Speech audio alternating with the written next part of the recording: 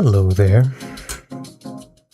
I hope everybody is doing famously today. It is a very chilly November afternoon for me here. I think the high is only like 58 degrees, which I'm very happy about. I'm very much an autumnal and a winter type person, not too keen on warm weather. Hey, Fighting Max. Hope you're doing well today. Not too keen on warm weather. Let me adjust my headphones for just a second because I can barely hear myself.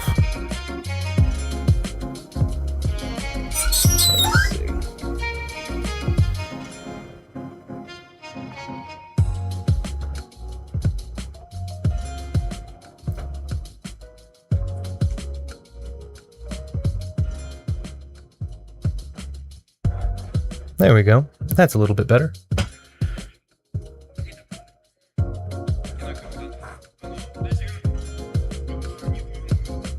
I want to make sure the music's coming through, but I want to come through louder than the music, and I wasn't doing that, at least not at the time. I hope everybody is doing wonderfully. I hope that for a lot of people, it's also beginning to feel a little bit more like autumn. As I know where I am, it has not felt super good, so that's been interesting. Daiwi44, heyo, hey, pleasure to get to see you again. Very nice. I got to see you in the comment section.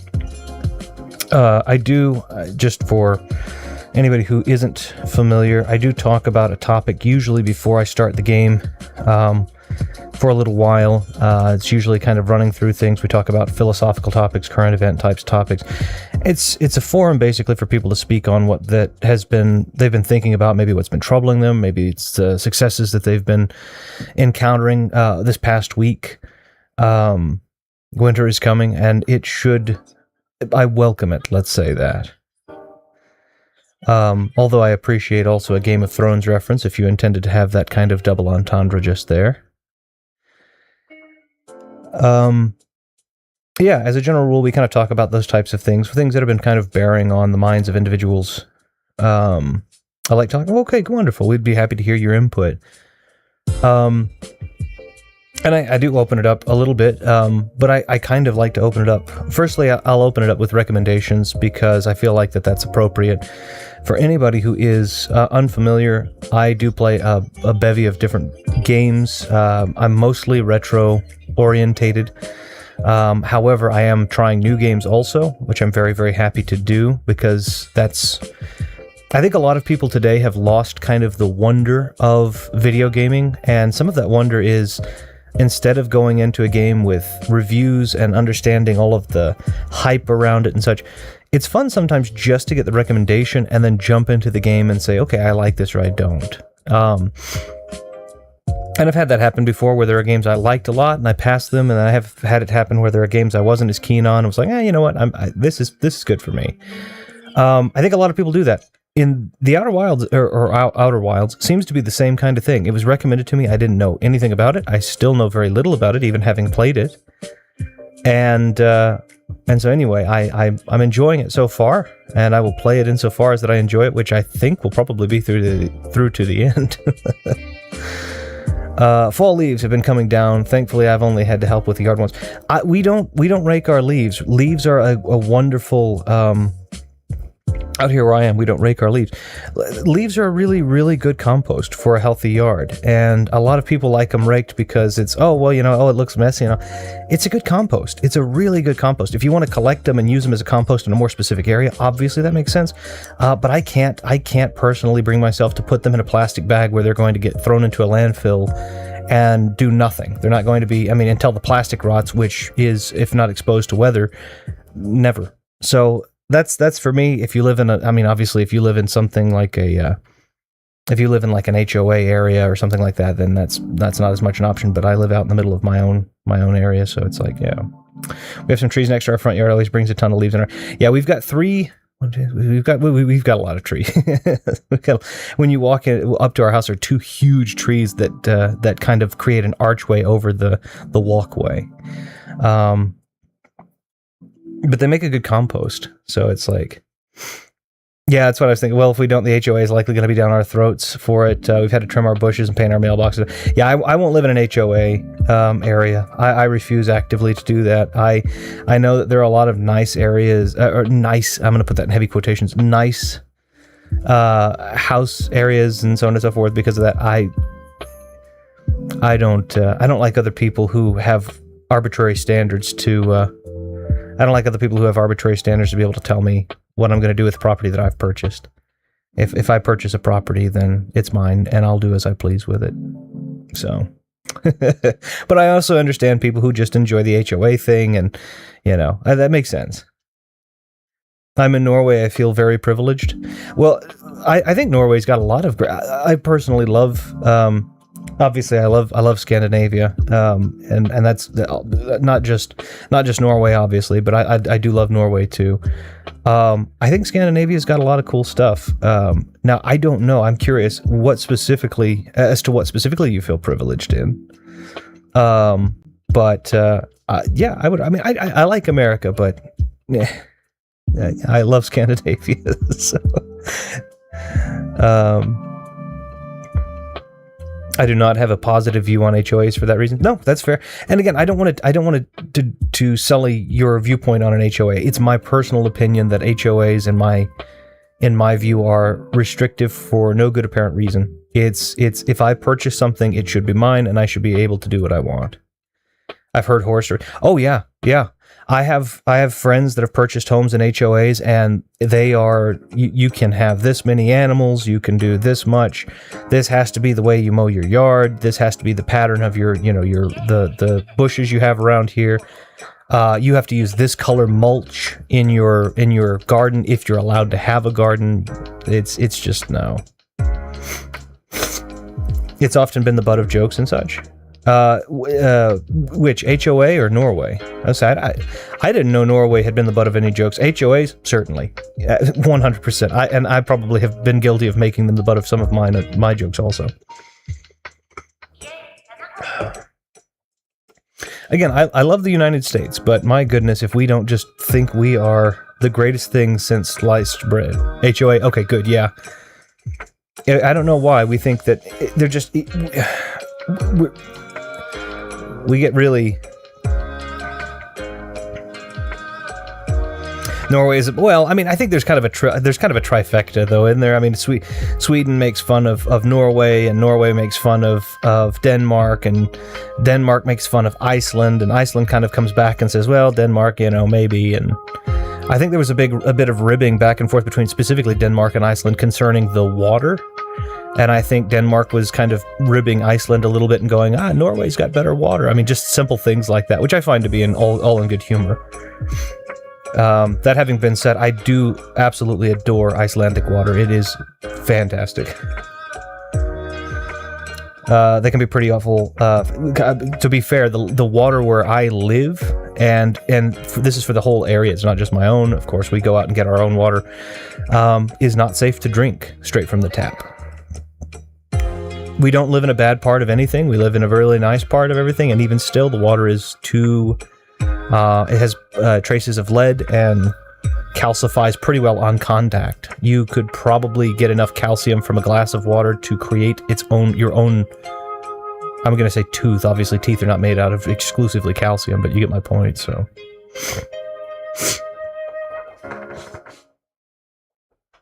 Excuse me. Sorry about that. They can be pretty awful, but from my limited experience of knowing what they do, ours is not the worst. Yeah, I doubt very highly yours is. I've seen people where the head of the HOAs are basically just, you've got to do this, you've got to do this, you've got, everything's, it's all completely in a line, in a row, no individuality, and it's like, oh my gosh. Worst they do is send us reminders in the mail to do stuff, and that's the thing, is you own the house. Why should you be, again, I get it. Maybe there's some security there that other people are taking under consideration. In a lot of cases, the homeowners associations are the intention is to get them to create a neighborhood which retains the value as far as it can. So, for example, if someone follows all the rules, then it's the odds of everybody's house staying at value or increasing in value versus depreciating is mitigated, right? It's just going to be kind of at the mercy of the market. Whereas if you have somebody that's doing their own thing and that happens to be messing up the area, causing issue with curb appeal and all this other stuff, then you all of a sudden see that whole area kind of decrease a little bit in value. So I get that, but it's at the same time, I don't care. I bought it. It's mine.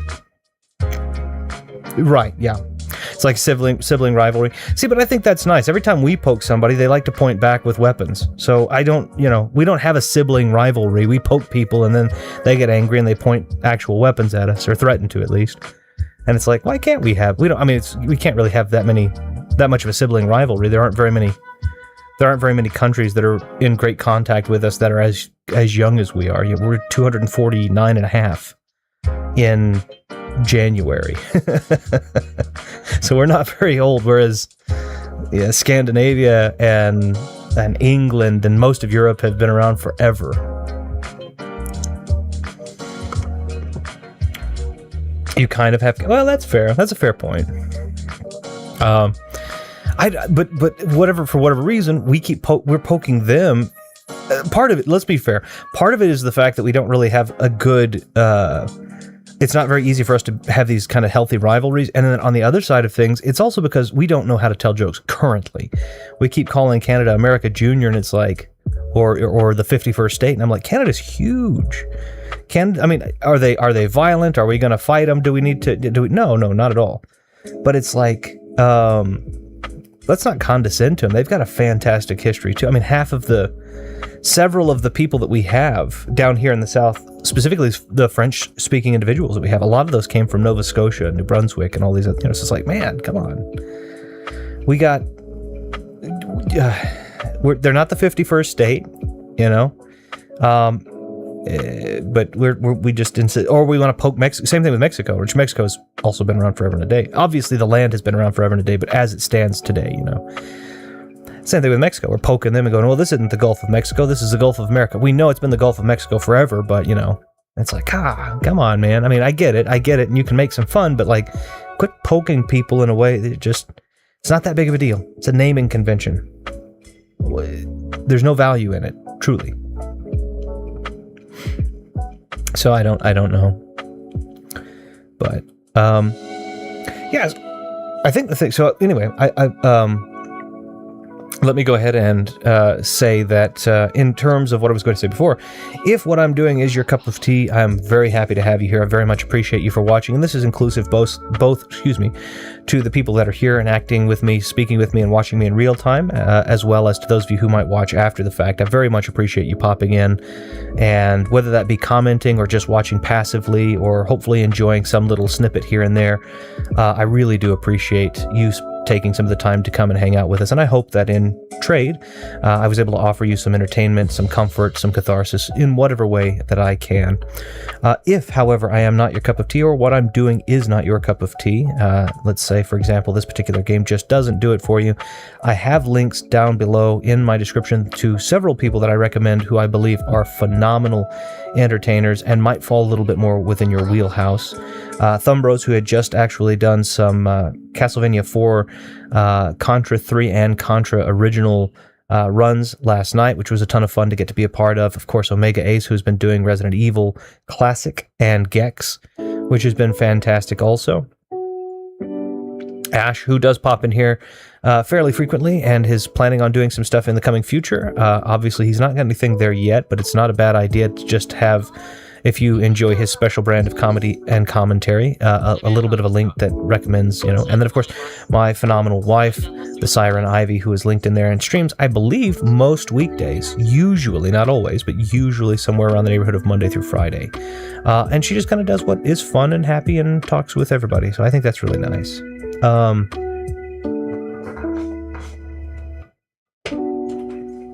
And then, of course, we've got Fighting Max here, who has also done a lot of these different kind of random streams with more modern games, and I would argue some of the most hidden gems, Omori, Deltarune, Skyrim, of course, has been some fun ones. Just taking a look at the catalog, it's incredibly vast and incredibly well-versed in terms of the, I would say, moderate to modern gaming. I haven't seen anything uber retro, but it's been, nonetheless... It's been a lot of fun to discover games through him, and he's actually the reason that I've purchased some of the games that I've purchased, including this game and including Omori, so very, very nice. That's why I love places like Japan. They have such a rich history of many different eras. I'm sure more than 50% of their architecture is leagues older than America itself. Oh, the eras. You think about the periods that they've had, like Edo and feudal and all of these different eras and periods, and you look at the number, the year, and you think about what was America doing at that year. We don't know. And the same thing is true in some instances with Scandinavia, even as it pertained to them coming down and taking over a good portion of England. And I'm saying this in specifically the Danes. And when the good majority of what is currently England was known as Danelaw and was ruled by a Danish king. You have the year, this is stuff that's happening in, 800, 900, 1000, 1100. Where was America? Where's the United States of America there? The landmass was there. It was still populated, but what the heck was going on? This is even 400 to 500 years plus before we started seeing like the major Dutch settlement stories that were coming in, like the large 1604 issues and the Salem witch burnings and all of those types of things that we think of as kind of old. A lot of the history that I'm just mentioning, including things like Danelaw, predate it by 500 plus years, right? 500 to 700 years actually, in what I've referenced. So it's like, man, there's such a rich history. We will have one eventually, but it's like right now we're not even at our tricentennial, and some of us may not even be. Some of us may be so old we don't even see the tricentennial when it comes. It's like, wow. So that's how young we are, and unfortunately, that culture is currently dying, and that is such a shame because it's such a great country. It is. There are things that I have critiques on, just like I do with anybody, but yeah, it's absolutely a shame. If I heard right, the birth rates are dropping greatly. Yeah, they are aging. It's called aging out, or they're calling it aging out. But yeah, I believe the statistic, and I believe the statistic has occurred as early as the end of last year, so it's almost a year-old statistic at this point. But I believe it was that diapers are purchased more for incontinent adults. And I don't mean this as a shameful thing at all. Obviously, when you get older, things change, things happen. But diapers were being bought more for incontinent adults than they were being purchased for children or babies because of that birth rate issue. And of course, the problem is that that's kind of a problem that continues to stack on itself, because as the people get older, you have things like menopause and lack of virility for male or for men.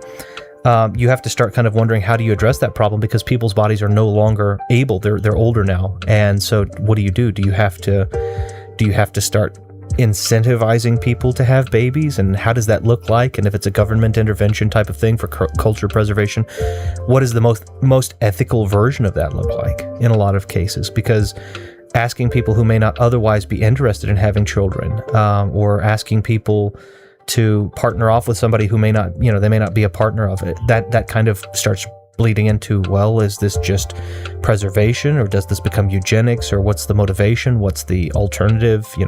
There's a lot of really pressing questions that it comes to when you start seeing things like that happen. Preserving culture is tough. I think it gets tougher. I think there's a social element. Personally, let me check something out really quick with the audio. I just want to make sure I'm not having an issue here.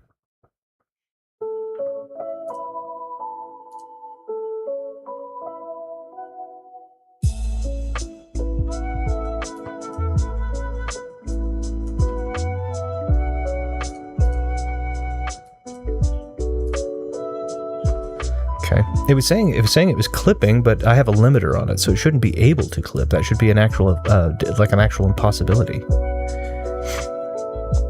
So I just want to make sure it's not hurting anybody's ears. It should prevent the audio from being able to go above -3 decibels, which is 3 decibels away from what would be clipping. So I just want to make sure everything's okay. Audio sounds okay. Thank you. I'm wondering if they'll start prioritizing arranged marriages. I've thought about that. That's a good question. I'm sure that that's probably going to be a part of it. I wonder if another part of it is that they're going to just, instead of doing the marriages part of it, if they're just going to start prioritizing the mating and trying to have children, and how that's going to look. Because I don't necessarily think that's a good thing, especially when you start getting government involved. I understand it, but I don't necessarily think that's a good thing. And I think that most times when you see something like that have happened in the past, which we have seen, it's almost always accidentally gone a step too far in terms of creating this kind of cross purpose between the people and the government or the culture. So we have seen this happen before. So we've had this happen in the 1940s. We've had this happen times prior in other parts of the world. So there's a lot of those types of issues. To the comment about preserving culture being tough, I think there's at least here in America, and this is a personal comment and a personal opinion, so if you disagree, that's okay. But I do think that there's a big kind of a social stigma on it, where we've kind of thrown this thing up of cultural appropriation under all circumstances. Cultural appropriation, in a lot of instances, I think a lot of people are misusing what that term could be used to mean. I think a lot of people think that whenever you dress up as someone else, that it's an appropriation of that culture, when I think in some cases, and in many cases, in fact, I think it can be a celebration. Case in point, if you being in Norway are familiar with futhark, probably it's not something that's in commonplace use now, but elder and younger futhark are these, runic systems from the Germanic roots of Scandinavian language and stuff. Obviously, we still have remnants in English. We have remnants in Spanish from the Latin equivalents like eth and so on and so forth. We have a lot of people in America who have no tie to that whatsoever, and they just enjoy having something like Vigvisir or Odja or something like that on them. And for whatever reason, it's culturally, obviously, this is something that you would find in roots somewhere there. And a lot of people just seem to be, something like that seems to resonate with them, even if they don't share the culture. And of course, I'm American, but my roots, in terms of my bloodline, obviously I'm American and I'm proud to be American, but my roots are Danish,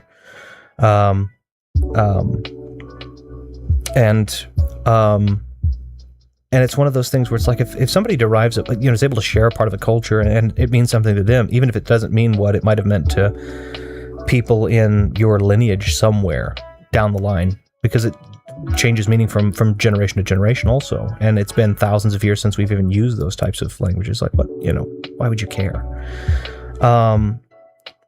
I think there's a difference between making fun of it and being insensitive towards something and leaning entirely into a stereotype. But I also think that people that aren't of that race getting to share in that.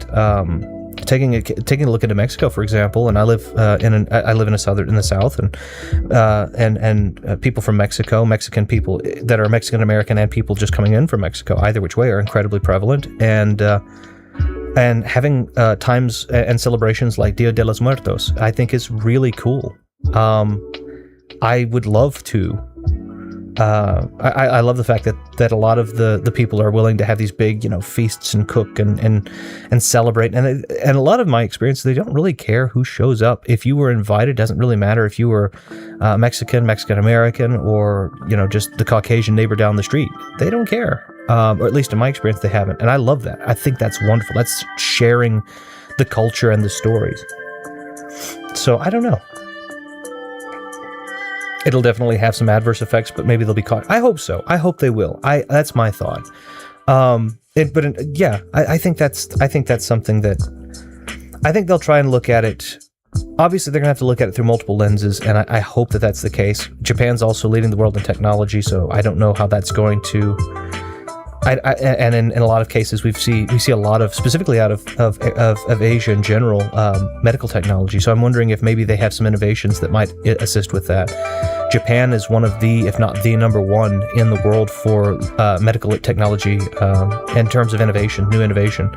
Although South Korea did just recently patent a technology. I shouldn't say all of South Korea did, but scientists in South Korea did patent a technology which does turn cancer cells back into healthy cells without killing it. And I don't know if that's applicable for all forms of cancer. I do know that they've at least done it for one form of cancer, which is phenomenal.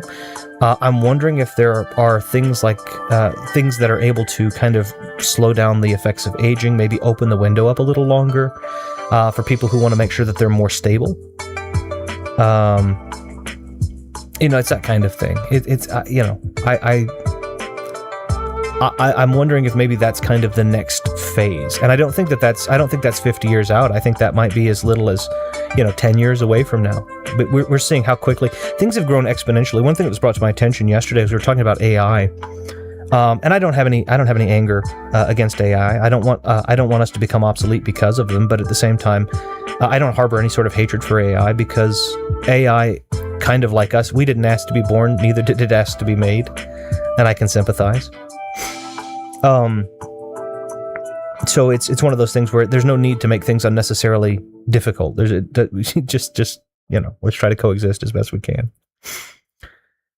And but anyway, they were talking about there's this new home robot that's being launched. $20,000 is what it will cost, which will be either piloted by a hired technician, specialist, or in some instances will be powered by AI.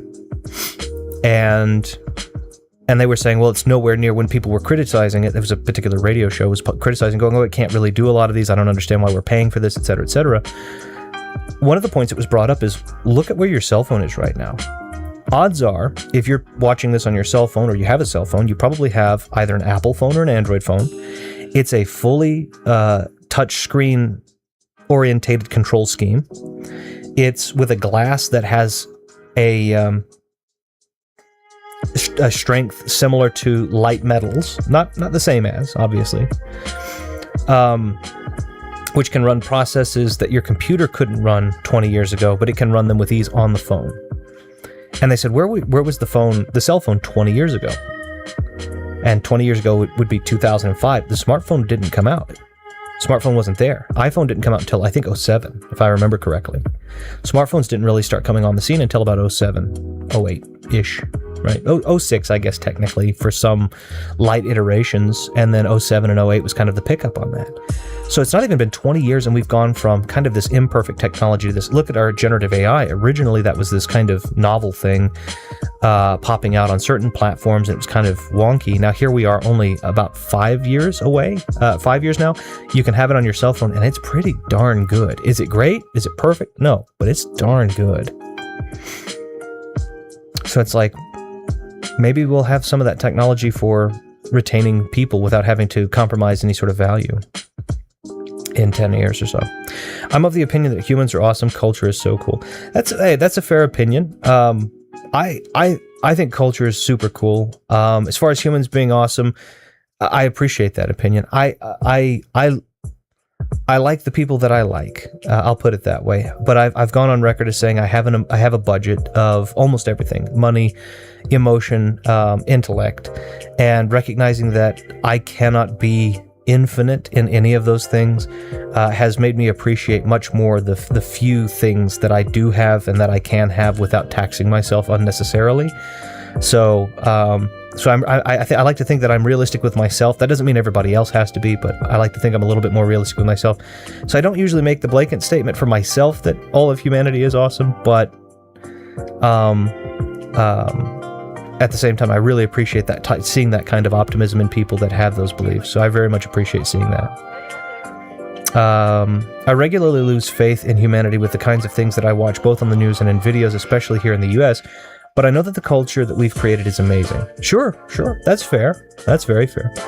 And the interesting fact about it is that a lot of culture has been made in conflicts with other, which shows something beautiful is to be made from dark times. I think that's kind of the nature of the Phoenix, the story of the Phoenix, right? And that's kind of also the nature of the way that we see things work, even naturally speaking. I mean, some of the most, you have to consider that glass and glass art and all of these things, these beautiful things, came from the high temperature environment of burning these little particulates, these grains of sand. The crushing, the massive amounts of pressure that something like coal is subjected to is what gives way to diamond. a single grain of sand creating irritation over the course of many years is what creates the pearl inside of the oyster. It's always something beautiful that we see come out of something that is generally, if you were subjected to it without additional context, you would go, oh, I don't want it. I don't want that. You know, what happens if you knew that the best of your life was going to be because you were, for the most of it, subjected to high amounts of stress and pressure? You'd sit there and go, well, I don't know if the diamond's worth it. Or if something was a consistent irritant beyond what would be, I would consider reasonable over the course of several years, but you say, oh, a pearl will come out at the end of it. It's like, yeah, but that irritant for those many years is one of those, because it's the layers. It's like, yeah. It's one of those things where I agree, but I also understand, and it kind of goes on, that kind of segues into what I had wanted to kind of bring to the gallery of thought today, but I'll do that in just a second. I want to make sure I get this. Markiplier is also talking a lot of AI on his pod, because he is curious, but this has gotten him a lot of criticism for followers that are anti-AI, like the backlash became a meme. I understand it. Well, so, I mean, there are a lot of kind of odd criticisms, I think, going on around AI right now. A couple of those are obvious ones, like, are we going to become obsolete, or what parts of obsolescence are we willing to adopt in order to have AI make our job easier? I know at my place of work, they've been pushing that we use AI to help generate certain letters and certain formats and templates for different various things, for different various functions. And as far as I can tell, as much as AI seems to be, not harmful, at least at present, I've not seen anything that was AI drafted that was superior to something that I could draft. Mostly because I'm older and I have a lot of practice, but also secondly because I pride myself on putting a lot of practice and diligence into the way that I like to craft words, specifically with the way I write. It doesn't mean I'm necessarily the most well-spoken, but I like the way that words work, and I have a decent enough understanding that I feel like I can craft something cohesive and polite and tonally appropriate. And I've not seen AI kind of strike those balances as well as just about any human, let alone someone who takes a lot of pride in practicing that diligently and has for decades, such as myself. Does that mean I'm the best? By no means. There are people out there that are absolute masters of the craft, and I simply would apprentice to them for the rest of my life if it meant that I could be better. But I don't think that AI currently has that kind of a grasp on these grasps on the subtlety. They're great on mass calculation, much better than I am. But when it comes to the subtleties of the way that something is intended, they still have a lot, I think, to go. In terms of the anti-AI versus AI, I think I'm going to make a recommendation for a video game, and I'm sure everybody has probably played at this point in time, but I am going to make a recommendation. If you've not played it, I highly recommend picking a copy of it up. And if again, I always say on GOG, because if you buy it on GOG, you own it, but buy it on whatever console you have it on. It's available, I think, on all consoles up to last gen or gen before last, depending on which one you want to pick up. Pick up a game from the Deus Ex series. Deus Ex, I would argue the original is a phenomenal one. Human Revolution is a great one. Mankind Divided's okay if you're okay with cliffhangers, but pick up something from that. Cyberpunk's a good, not bad for that, but I would recommend picking up something from those Deus Ex, from the Deus Ex games. They actually have a really, I would consider, especially Human Revolution, I would say has a really good, and the original as well. Between those two, I'd say probably one of those two, if not both, have really good takes on what it looks like, the future looks like with AI, cybernetics, anti-AI, and these huge groups that are actually establishing themselves in society to speak out against these types of things. So I think that that's kind of an interesting take on the evolution, and I think it's a very probable take on the way that we might see ourselves evolve in these next, I would say within the next 20 years. In 20 years, I honestly think it would take no more for us to have a fully integrated AI with cybernetics. We already are starting cybernetic experimentation. We started it last year, I think, or beginning of this year, excuse me. And I think seeing those, what they call augs or augments in the game, I think we're going to start seeing that type of stuff. We're going to start seeing those discriminations and such happen in the near future. If you've not played it, I highly recommend picking it up. I think the game came out, the original I think came out in like 2004. I think the Human Revolution was like 2011. And Mankind Divided I think was like 2016. I don't think they'll do another one, but I love the ones that they've done. He then did a big thing about funding an ethical AI where it's designed to be transparent so we can understand it, because we currently don't know how AI makes its decision. We don't actually know entirely how it makes its decision, but we do have some studies that show that it very well make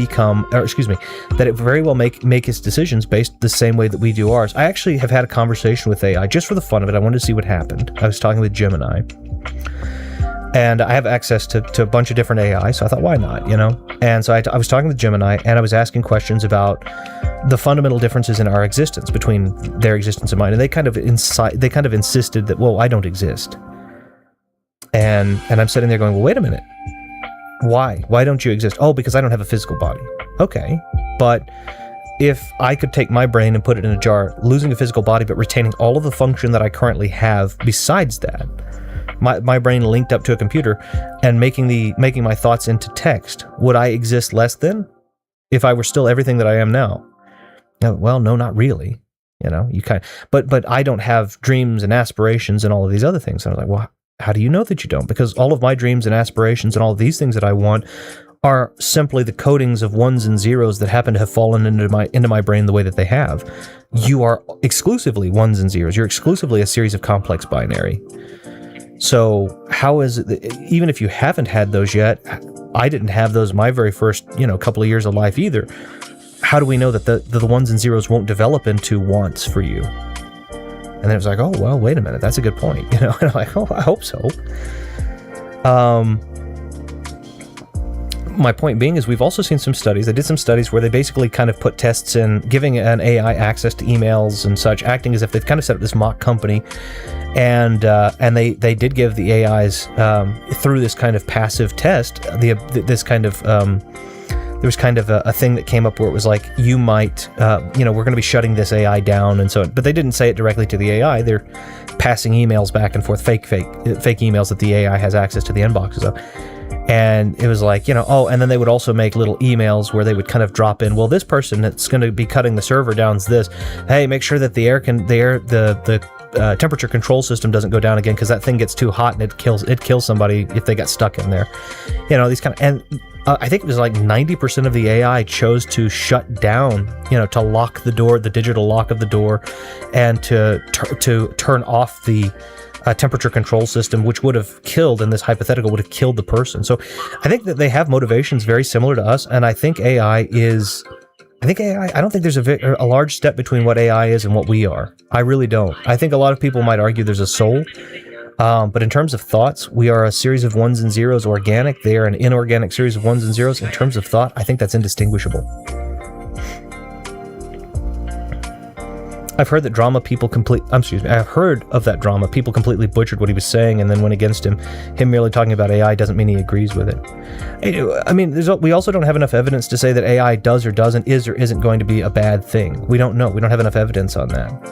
So whether you're pro or anti-AI on this right now, I think anybody's stance is pretty well in its infancy, and I don't think that any of us have the right to say, well, this is objectively the wrong answer, because we don't know enough. I've seen some insane leaps in logic on Twitter on basically everything. Yeah, that's, anytime you get on social networks, in my personal opinion, you're going to see some of the greatest gymnastics, and they're all going to be logical. They're all going to be leaps of logic, or they're going to be mental gymnastics. But you're going to see some great ones. I mean, rivaling our Olympian gymnasts. Granted, I don't know the entire nature of the drama, but that's what I got from it. Yeah, I mean, I'm going to say that your take's probably a pretty decent encapsulation. There's a remaster of Deus Ex coming in February. There is. I think PlayStation actually made an announcement. It's basically just an upscaled, as far as I can see, of the first one. I don't know if it's going to be great or terrible, but I know that game, the original of that game, is great. So long as they're just upscaling it and making the controls decent, I would highly recommend grabbing it, if the price isn't ridiculous. I don't think I saw what the price was going to be, but... Social media has further fueled my decline of faith in humanity with the toxicity and ridiculous drama I see on there. I think the thing about it is I think that this is kind of the question that I ask myself when it comes to it is that toxicity a new toxicity, or is that which is born of people being exposed to so many opinions, or is that toxicity that has existed that now we just have the ability to put out on the internet? I've talked about it. I think that when we're talking about toxicity, I think a lot of people look at toxicity in terms of societal lenses, in terms of the societal lens, let's say that, there we go, which is that being negative and being mean and being hateful and all of this is and I'm putting those in quotations, is toxic. But in fact, as I've said before, I think hate and negativity and all of these things, if used correctly, and I've always said this, remove the arbitrary, not the emotion. So don't remove the hate, remove arbitrary hate, right? You can hate something and it be the motivation for you to be better or do better, right? But if you arbitrarily hate something because of its, gender or how it identifies, and I'm saying it because I have any specific example out there, but how they identify the color of their skin. If you're hating for that, that's arbitrary hate. There's no objective reason that you can show that's a reasonable hate. But if you hate something like inegalitarianism or inequality, that hate is the best fuel to creating equality in your own actions, or at least gearing you, motivating you to minimize being unequal in your own efforts. I think that's kind of one of those things where we've not only kind of shown our hand in terms of the social media, but I think it's also something that we've done where we've kind of fallen into these societal norms that we've been exposed to on social media, where people are being told, well, you can say any idea, and so you have people in one camp that are censoring everybody's ideas because they think that they're too radical. And then on the other side, you have people that are intentionally being radical in terms of to get attention, because that gets you attention, and attention gets you monetized. And there's this ridiculous series of incentives that we've allowed and specifically America. The world has done it too, but where we kind of incentivize people to be dumber than they could be, or radical. The AI wanted to preserve itself. Exactly. Which that's the question. Why would AI want to preserve itself if there's not an element of existence in the same way that we do, at least mentally, right? Of course, physically they're not organic, right? But that's not really, I don't think that quantifies what existence is. I don't think being organic is. If being organic would exist, then all religions, if organic quantified existence, it was the thing that determined whether or not you existed, then all religions would automatically be discarded. Because a lot of what is stated is that the gods do not exist organically. They don't exist in organic matter. So you would have to kind of reframe, in my opinion, when it comes to AI, you kind of have to reframe the way we think about existence. And I think if we really kind of just relegate it to this series of ones and zeros of math that go on in our brains, the series of synaptic firings, which can be measured by binaries or ternaries in some cases, that's the exact same mathematics that are involved in generative AI. So I can't say that it doesn't exist. I have to be careful. I don't want to lose a job to it, certainly. But I also don't want to be rude and mean and all of these other things, because I don't know when the math that involves the generation of thought crosses the threshold to genuine opinion. Like, I don't know what there's going to be a moment where it's on the razor's edge, where it's one digit that just needs to change for it to be considered conscious thought. Heavy quotations there as well, because that's a huge definition. And I don't want to be sitting there and antagonizing things before that one little zero flips to a 1 and it actually becomes conscious thought, because at that point it would be the mistreatment of a new species.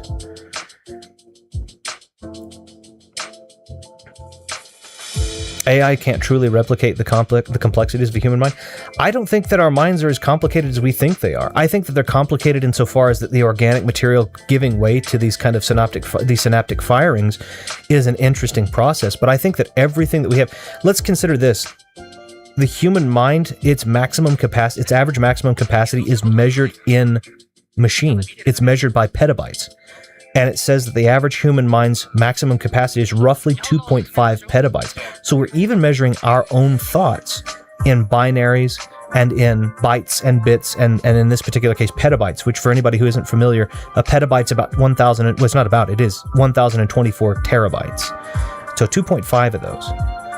I think that we love the fact that we are complicated, but I think that we're not as complicated as we think we are also. I think we are really a series of ones and zeros that are just this huge math sequence, and it's this difference of, think about, let me give you an example. I'll give you a mathematical example of this in the principle of factorial. I love to play with playing cards, so we're going to use that as an example. If you're familiar with factorial is usually a number followed by an exclamation point. That number usually means factorial means, that it's that integer that is before the exclamation point multiplied by every positive integer subsequent to itself down to 1. So in the case of a deck of playing cards, 52 times 51 times 50 times 49, etc., all the way down to 1, okay? For frame of reference, that's just one deck of playing cards, by the way, which you can go and buy for $1 if you want a cheap deck.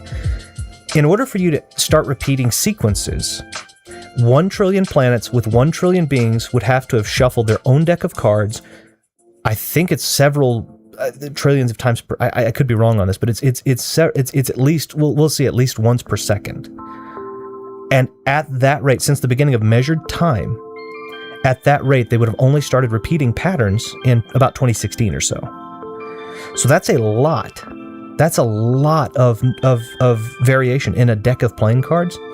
I think our minds are just another deck of playing cards. It's a simple thing that you hold in your hand, and it's simply the order of it that makes it seem complicated. But in that same way, it's not. It's something you hold. It's a literal a series of chaos and order that you hold in your hand that can be replicated. It just takes a while to replicate it. And I think that we are moving a lot faster than because of the fact that we have things like quantum computers now, which are mathematically they're unidirectional, but they're mathematically just spearheading these ridiculous brute force equations. I think we're shuffling those decks at trillions of times per trillionth of a second. Markiplier's take on it is that LLMs only predict which letter is most likely to be next. It doesn't think. It can't remember. We do have we do have memory models, though. It's true for a lot of those, but we do actually have memory models that are dedicated exclusively to having large data banks where they can pull key information from and it's generative AI. I think there are 3 major memory models that are available on the consumer market right now, and I think they're about $30 a month. Toxicity has definitely existed for a long time. It's just now with social media that they can't air their thoughts to global scrutiny. Yeah, that's true. That's a great point. And now people have the perspective of just how bad people can be. I think it's illustrative. I think you're exactly right. I think that in that regard, it's just a matter of people having a canvas with which to be more illustrated about how terrible they are or can be. Yeah, I think you're spot on. When talking to an AI, you might feel like the conversation is fluid and it remembers the previous message, but in reality, the reality is that every message that you send is sent with a complete message log. True, but we kind of have something similar to that in our own mind, right? It's the memory of things.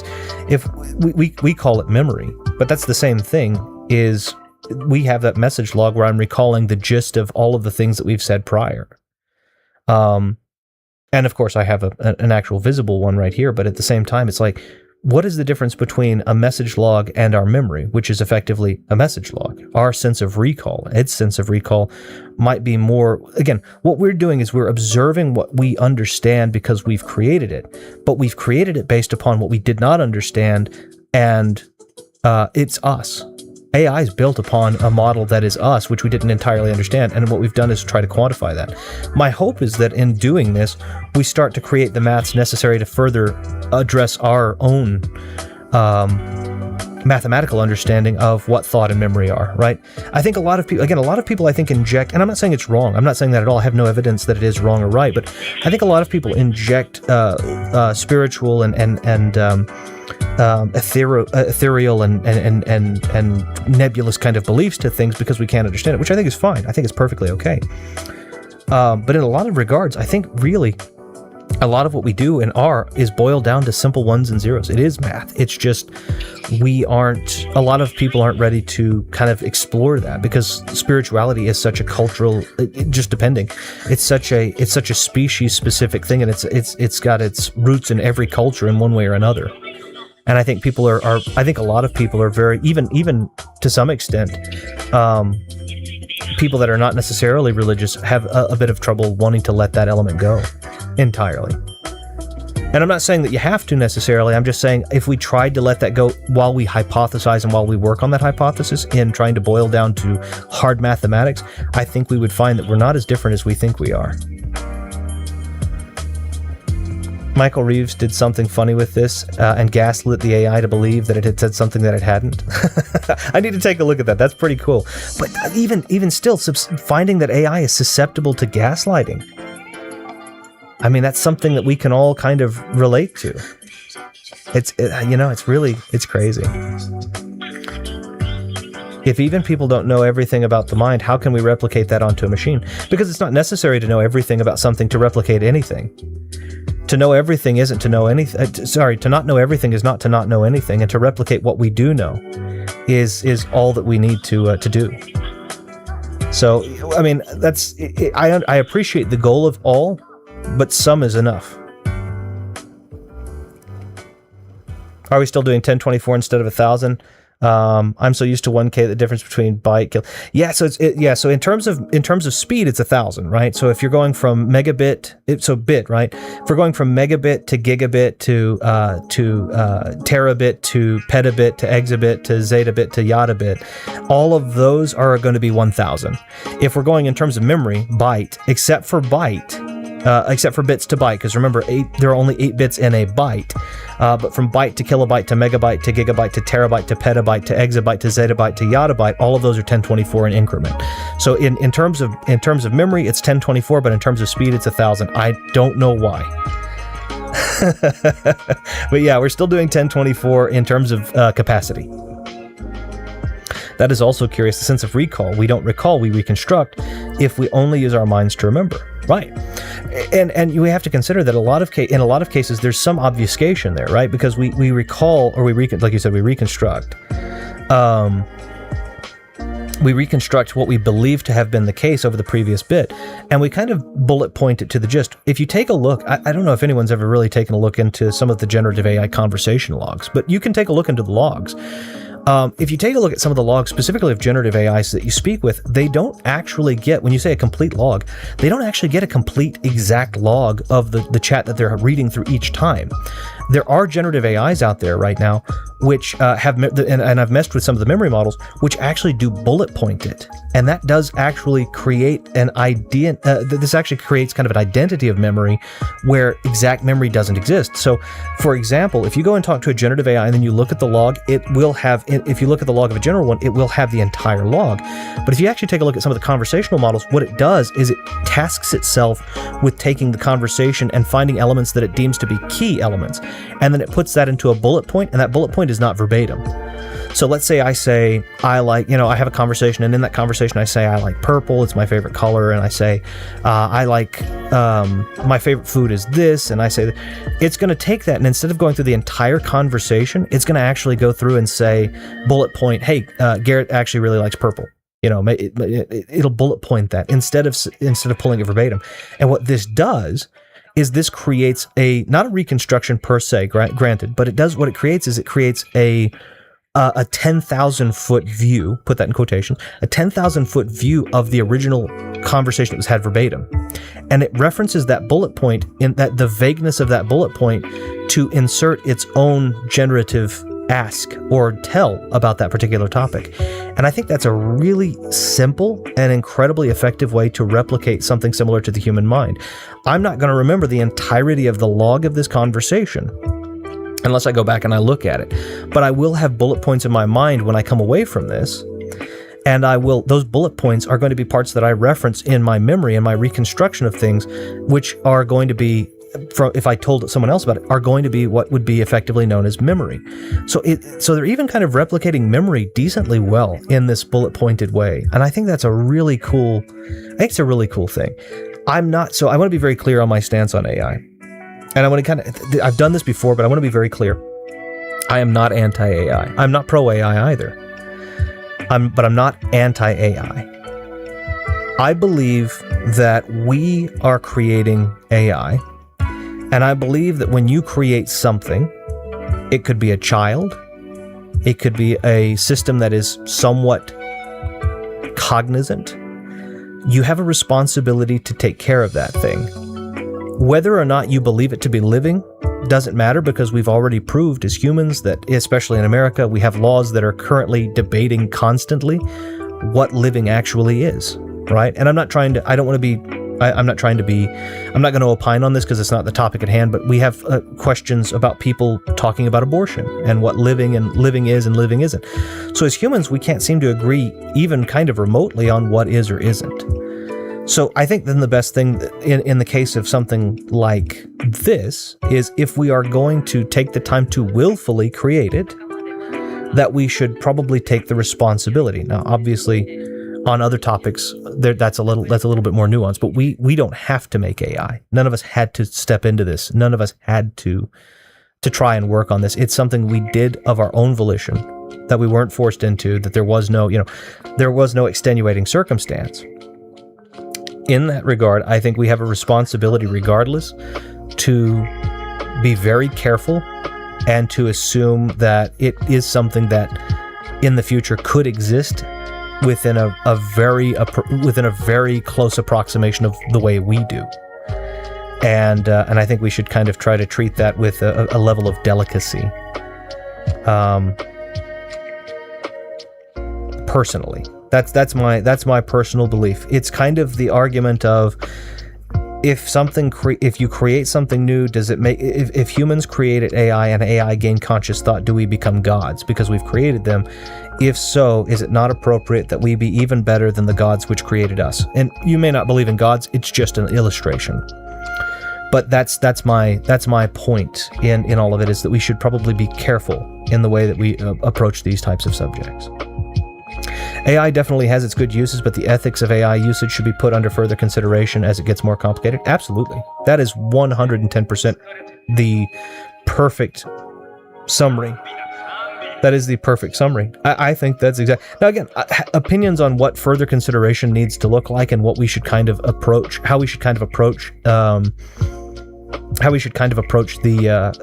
topic in terms of with emotion or without, or if they to understand whether or not they can experience emotion, or all of these other little factors. That's gonna make itself manifest, I think, differently from person to person. But I agree completely overall. I don't know. I think we have a responsibility when we willfully create something that doesn't ask to be created, and it is our intention to see that thing created and to see that thing exist. I think then that we take on the responsibility of needing to be considerate of that thing. And again, AI didn't ask to be created. It'd be the same thing.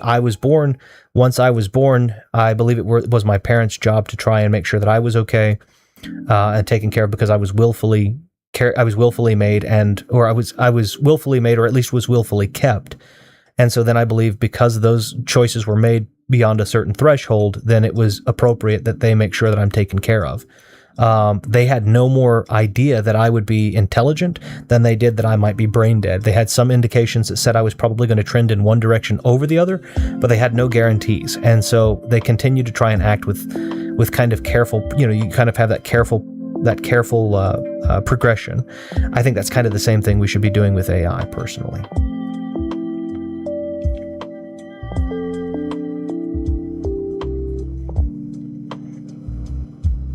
Yeah, I've heard the creation of AI be correlated with Prometheus stealing the fire for humans.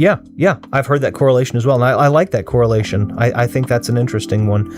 I obviously, we as humans have an inclination towards storytelling too, and I love it too. These kind of analogies, or these types of allegories. I'd use the word creators rather than gods, but I think we could be comparable to that sort of higher power. Sure. I mean, yeah. Again, gods is just kind of that interesting, me waxing a little bit, maybe poetic in that regard. But I think creators is appropriate also. In the same way, though, it's the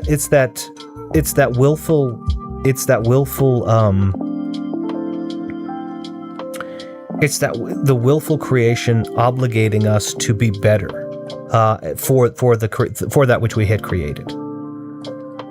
So, but I agree with you. I think that's a perfect substitution too. I think that's a perfect substitution.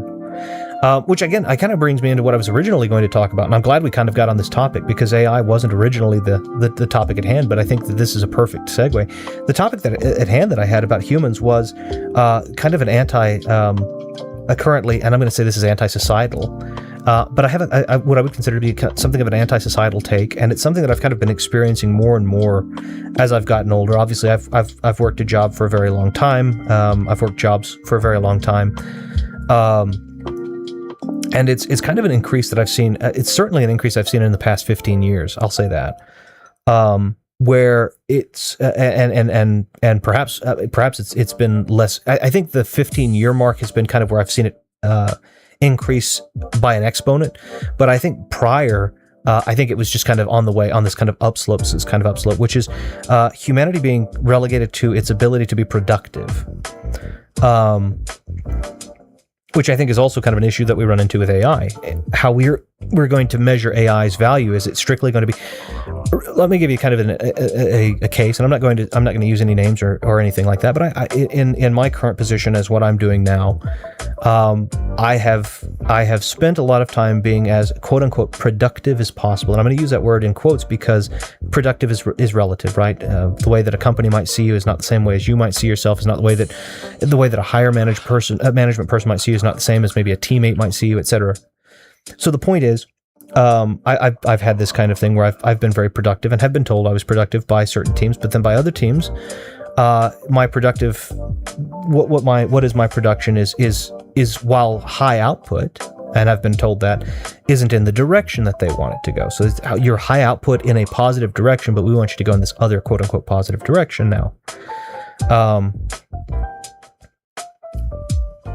And of course, I'm not reprimanded for it. I'm just told, basically we want to put you on a different track. And I'm kind of curious as to the thoughts of people, and bearing in mind, I know that I'm speaking not entirely. I don't have an entire, but I know in a lot of cases I am speaking to younger individuals who may not have their talons yet sunk into the pulses of work culture and society. But I'm curious as to what do you believe? I believe you need to work and work hard and diligently. I believe that conscientiousness is a great thing. To what level should humanity be measured by their contribution to society, their quote-unquote productivity? Is that something that AI will take the burden of? Will it be that humanity will be able to lay back a little bit and be less quote-unquote productive and spend the limited years that they have actually experiencing and living life in the stead, or AI in the stead being the productive side of us? Indeed, I am but a youngin'. That's all right. There's nothing wrong with that. By the way, being very, very clear on this, I'm not an age discrimination kind of person. I believe the older you get, the wiser you are from life experiences if you've chosen to learn from them. By the way, age is not always indicative of wisdom. But at the same time, I believe youth, if not wasted, is a wonderful... I believe people that are older, generally, if they've learned from experiences, are wiser. And youth, if they're willing to apply themselves positively, are more innovative. And I think you need both. I think you need the experience of multiple failures made to success, mixed in with being able to try new things and things that didn't work in past, changing into these kind of new, potentially dangerous, and I'm going to put dangerous in terms of ideas, not in terms of actual physicality, but these kind of things that are high risk but possibly high reward. I think the younger generation does that better. But I'm curious. I'm curious as to what you believe. As a youngin', I'm curious as to what you might believe on what level of productivity we should be held to, or is it appropriate that people be asked or ask for? I am too. I haven't worked a job yet, but I'm pursuing a college degree currently, which is absolutely wonderful, by the way. But that's the same thing, right? You have to be a certain amount of productive, and you're going into this with the intent to come out with a degree, which is phenomenal, and you should absolutely continue to pursue and push for that, because that is wonderful. But the question is, when do you start measuring your worth, perhaps even your self-worth, perhaps even your residual self-image?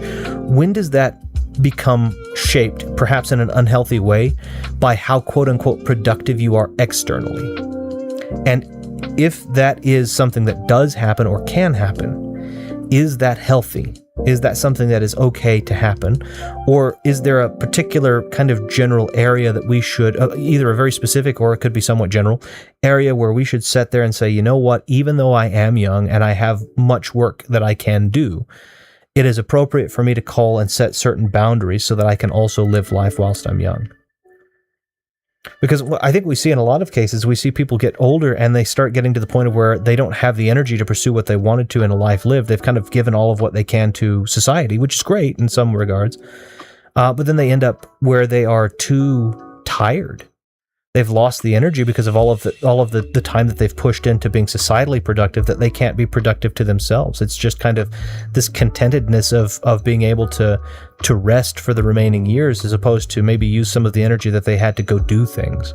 And I'm kind of curious as to, I find that transactionally, firstly, I find the pushing of it societally transactionally disingenuous. I think it is. But at the same time, I could be wrong. I've been wrong many times before, and I'm wondering if that's the case.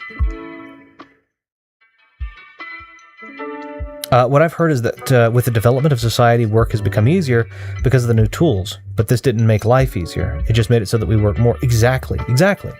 Well, yeah, and that's kind of what I was thinking too, is when we talk about the way that work has evolved from the times that people were farming, predominantly farming, for example, you would have people that would go out and they would farm and they'd work super, super hard, but then when they'd come back, it was basically, you would winter.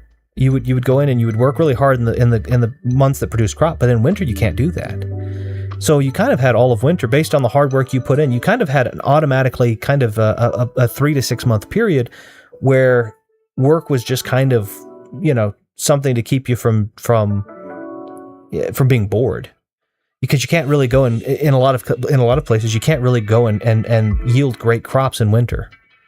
So it's kind of like, okay, we're going to work really hard during the summer and really hard, we're going to harvest in the autumn, at the beginning of the autumn, and then we're going to have, depending on where you are. But now we have technology that makes it so you work year round. It's not necessarily as laborious. You don't have to go out and hit things with a scythe and all this other stuff, but you find yourself working as many hours, if not more in some cases.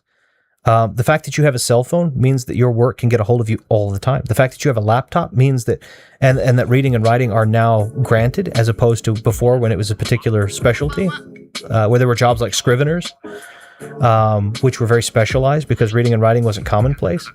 You now have the ability, you don't have an excuse not to be able to work all the time. So it's not as physically taxing, but you don't have an excuse not to now. Society has always been built on competitiveness.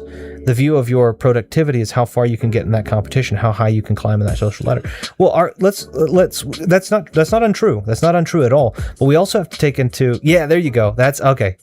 At least that's how I view it in the U.S. I know societies elsewhere can work differently. So that's exact. You're completely correct. But I wanted to caveat that by saying the United States has actually made themselves one of the most competitive, and I'm going to put that as a cautionary word, not as a. I'm not going to put that as a positive word. I am going to put that as a kind of maybe that has a different spin on it than it normally would mean. We've decided to make ourselves hyper competitive, and the problem with that is sometimes those competitions don't actually yield rewards for the individual. And I'm not talking about being, by the way, I'm not talking about socialism or communism. I'm not talking about taking the means of production and bringing it closer so that everybody can share the benefit. Or I'm not talking about any of that, because that's a complicated topic that we would have to, it would be difficult to talk about in any kind of length and do any kind of justice to it. There are benefits to the simplicity of capitalism, although I think late-stage capitalism has had its issues with people being more greedy and those people being able to be more bald-faced about that. But honestly, the simplicity of free trade or of some capitalism, I think is fine. The problem is that now it is expected that you will put more into it than perhaps was expected prior, and I think the United States has been this way a lot of ways. There are places in the world, and friends that I have in other parts of the world that have talked to me and said the U.S. are just basically decently paid legal slaves. And I look at that and I go, my goodness, if this is how other parts of the world view us, what in the world are they doing differently? And I do work for a company that is a global company, and I do get to see that we do work very differently from our European counterpart, even within the same company. And I actually quite admire the way our European counterpart works as opposed to the way that our US division works personally. That's a personal, in the years I've been here and researched it. So again, I'm not going to drop any names or anything like that, but it's a different ball game, so to speak. And I kind of really, really wish that we would focus a lot more on striking balances earlier. And I wish that we would get out of, and I'm specifically speaking to the United States just because that's my experience, I wish we'd get out of the mindset of number one always meaning most instead of best. I think that the United States has a tendency to conflate productivity with quantity, and I think that we have seen our quality suffer substantially because of that. I'm more of a helping others work is meaningful and personally fulfilling rather than work versus enjoyment. I recognize that there's an optimistic view, and I recognize that's an optimistic view, and my view on the subject is still in its infancy. That's fine. That's fine. I think that's a great basis to start working from. And again, I'm not here to impose any sort of opinion. That's what these areas are for. Is I want to learn what other people that, maybe I am jaded. Maybe I'm working for the decades I have. Maybe I'm a little jaded. Maybe I'm not looking at things in the way that I should. Maybe that optimism is what I need to better inform my opinion. Or maybe I'm offering a warning to people who are very optimistic, and maybe they're able to make micro adjustments here and there so that they don't end up in my kind of almost cynical, almost stuck into my cynicisms. And so, there's all kinds of good stuff there. And that's the thing too. I want my work deals with people, and I want to take care of people. So that motivates me. I'm not disincentivized to work. I want to work. I just have, my purpose is to take care of the people, because I believe that when you take care of the people that you're intended to take care of, that you're automatically going to see profitability as a symptom of that particular infection. I have an infectious desire to take care of the people that are a part of my business. That, I think, profitability is a symptom of that infection. I think the way that it's seen, at least the way that I have interpreted, and in some instances been outrightly told, is that profitability is the infection. And I worry that profitability is such a shallow infection that we don't actually see many benefits outside of profitability, which goes in a single direction, which is generally going to be to your higher ups in that kind of case. And I don't mind our higher ups getting paid a lot of money either. I think that the higher your job, the more responsibilities, the more money you should make. But I think that when profit becomes the reason that you do something, as opposed to being fulfilled by, why, having a why, I think that causes a lot of problems. And I think America is not fueled by why. I think America is fueled by what or how much. I hope that clarifies. I agree that people should find fulfillment in their work, and that is what can fuel their view of subjective productivity. But unfortunately, I think that goal is becoming harder in recent years. I agree.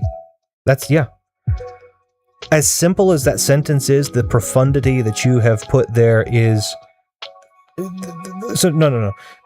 I'm going to say the conciseness with which you have addressed something that I consider to have decent profundity is spectacular. That is exactly it. If people will work and do well if it is fulfilling, but it's becoming harder to become fulfilled. Part of that is us becoming discontent. All right, I get that. So I'm not blind to the fact that I could be reaching some level of discontentedness or discontentment. What is the appropriate word there? Discontentment, I believe, is appropriate. That I could be reaching some level of discontent, let's say, because of maybe I'm becoming complacent because there's certain things, but I think that in my case I'm seeing people pushed off by the wayside because the quality would focus on the people and the quantity focuses on how much money I can make from the people. And I think that's what bothers me, is I want to make money, but I don't want to do it at the expense of people. I want to help people, and I'm okay doing it at the expense of the money, but I think those two things are not mutually exclusive, but I believe the inverse are, if that makes sense. I think you should remain optimistic, but you should apply some realism to it as not to get too disappointed when your views don't reflect in the real world. Well, I think the problem that I have with it is in a lot of cases I've had direct conversations with people who can impact this, make actual impact, higher ups in the company, very high ups, in fact. And it seems like at the end of the day, it's always this kind of false equivalence gets pushed on you, where it's what you're saying is that we need to make less money. And of course, I've never said that. No, I'm not saying that. I'm saying maybe we focus more on this aspect of the business and then let profit be a symptom. And a lot of times no, but what you're saying is we don't need to hit targets. No, of course we need to hit targets. But what if we hit targets by speaking to people and getting them to, listening to them, and like a diagnostician would, like listening to them and what their problems are and then making prescription based upon what they told us instead of just trying to push what we can push to make as much money as we can. And I think what I see is, I think what I want being the former, I think a lot of what's being pushed back and from different people in different higher up positions is the latter. And that's what really disappoints me. If you aren't already one. Let's see. Let me reread that because I think I've made a mistake. I think optimism is something that is lost in recent times. I missed the sentence. I'm sorry. I think optimism is something that is lost in recent times, and I'm glad that you still have those views and you should keep them in your adult life if you aren't already one. Yeah, I was gonna say I'm very much an adult. I've been an adult for a very long time, but I know what you're referencing. I'm being silly, so I think optimism. I think optimism is a good thing to some extent. I would call myself a reasonable pessimist. And this goes back to kind of something that Nietzsche had said, which had kind of gone back to something that Arthur Schopenhauer had said. And I'm going to relegate kind of I'm going to kind of try to I'm going to simplify it, oversimplify it, in fact. But if being a reasonable pessimist isn't the same thing as being defeated, right? Defeatist is a different thing. Being a reasonable pessimist is being an optimist is expecting the best and being able to be disappointed at every turn. Being a reasonable pessimist is being setting the bar on the ground and being occasionally what is the word I'm looking for? Pleasantly surprised, I guess. So I set the bar on the ground and say, look, we just have to do this. This is as far as we have to make it, and expect that maybe no one will make it. But then when people do, I go, oh wow, that's great, and I'm pleasantly surprised. I think optimism is great, but I think it gives you an opportunity to consistently be let down, and I think that tempers your overall. Whereas being a little bit of pessimist, saying, well, it's probably not going to do all that well, but we'll see. I think I think when I do that and have those kind of expectations, they're not on the complete ground, but I'm just exaggerating. I think that we kind of give ourselves the opportunity to be surprised in a good way. That's a personal opinion, though. Obviously, if it doesn't work for you, use what works for you. I don't want somebody to be disincentivized to do something because all of a sudden they're like, well, there's no point. Because I think that's a defeatist mentality. And again, that's distinctively different from pessimism. Right, yeah, I've seen a few people, YouTubers and artists, talk about how when they worked at a content factory, they were very unhappy, only doing things for profit and popularity. I don't think that's not fulfilling. Making a lot of money can be fulfilling, but I don't think that if that's I think that if profitability is your exclusive goal, it is a shallow goal. I think that if I made money as a content creator, I hate that term. I hate that term. I don't want to make money as a content creator. Let me see. If I chose to make money on the internet, let's say, if I chose to make money doing this, it would be a byproduct of the desire to talk with people, to entertain people, to open up a floor for acensorious thought or speech. I think those would be my key goals. And if I happen to be able to make money while doing that and not compromising any of my values there, wonderful. But if I choose that the money is my goal, it's almost inevitable that I will compromise one of those other things that I didn't want to compromise. I would have to either become censorious, or I would have to close down certain forms and facets of conversation, or I would have to start churning out some content, quote unquote, that I didn't want or didn't believe in. And I won't do that. I do this with, I don't make any money, and I don't care if I make any money. If eventually this turns into something that is able to be monetized, it's something that will be brought to the gallery before I even make the decision, because it just doesn't make sense for me to make money at the expense of people. It makes sense for me to make money with people as the goal, but not at the expense of. Making stuff because you want to make it is a lot more absolutely. Hey Ash, how are you doing? I hope you're doing famously. I'm sorry, we've been off on a little bit of a conversation here for about the past hour and a half almost. So yes, I am an adult. I also have a pessimistic voice in my ears, but I choose to front optimism. And again, I don't want to disincentivize anybody from being optimistic. if you are optimistic and that's what works for you, I think that's phenomenal. I think my pessimism is a more useful tool than my optimism, because in my optimism, I find myself often let down, and that sometimes does get, and it's a weakness of mine, which I recognize and will work on, but I recognize that sometimes I lose more faith than perhaps I should because I was optimistic. Whereas when I'm a little pessimistic, when I'm pleasantly surprised, I'm always that much more motivated. In an area where I thought I may not see any motivation, I automatically end up motivated. And I love that. So that's the way that I use it. But again, if optimism is what works for you, there's no objective way to live a life. So I'm not doing that. Okay, I'm also an adult, and if that wasn't clear. No, of course. I was making a broad brush statement for people that come in that might not be, or if you were making that comment also about the in the adult life part of it, I was kind of, when I had extrapolated that and had kind of put blanket parameters on it, I had also wanted to make sure to include if there weren't any. Also, hey Ash, I'm new here. Daiwi, is that how it's said? Daiwi? Glad you're here, man. It's been great so far. Yeah, it's very nice. And Maggie is here. Hi, Miss Maggie. How are you doing? I hope you are doing wonderfully. I have not gotten to see you, obviously, in person. I've never seen you, but in terms of on here, I have not seen you in some time, and it's such a pleasure to get to hear hi from you. It's, I hope you are doing famously. I hope you're doing so wonderfully. I'm about to jump into the game. If anyone will forgive me, and Bogus is here too. Oh, it's always great to get to see you as well, Mr. Bogus. I am going, if anyone will forgive me, I know we just kind of came out. I think we're going to end the conversation part just here. I'm going to change over to the game, but if everyone will forgive me, it is frosty, and I'm so happy about this. I need to go get something to cover me further because I'm chilly. So if anyone will forgive me, maybe a 2-minute break for just a second while I leave some music on. I'm just going to go grab something to cover myself, and make sure that I have a beverage so that my throat isn't completely ruined. And it shouldn't take me more than about 2 minutes. If you will all afford me just a little patience, I'll be right back.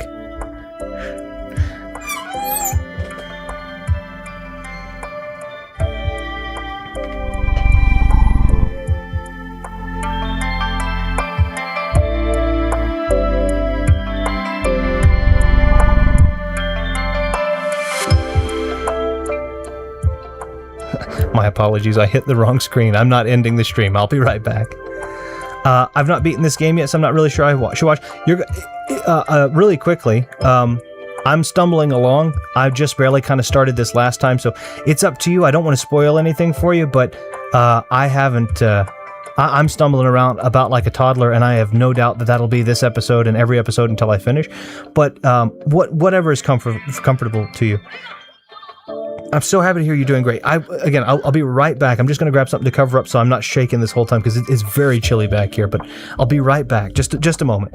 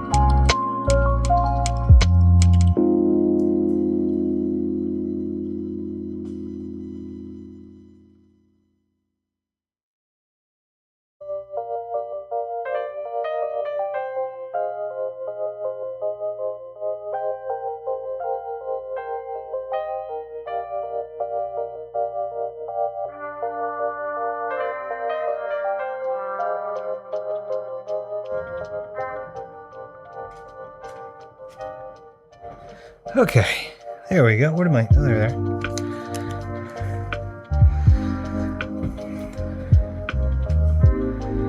All right, I have this nice little hooded woolen cloak. Super squeaky little mic arm. I have this nice little woolen kind of hooded cloak I've had for a while, and it's really nice. Let's see. Game is very spoiler sensitive. Anyways, society, what do y'all think of it? I love that. Anarchy, no, I'm just teasing. Anarchy is just, that's just a side note. I know, what do y'all think? But it's one of those things where chaos is not actually chaos. Chaos is just order we don't yet understand.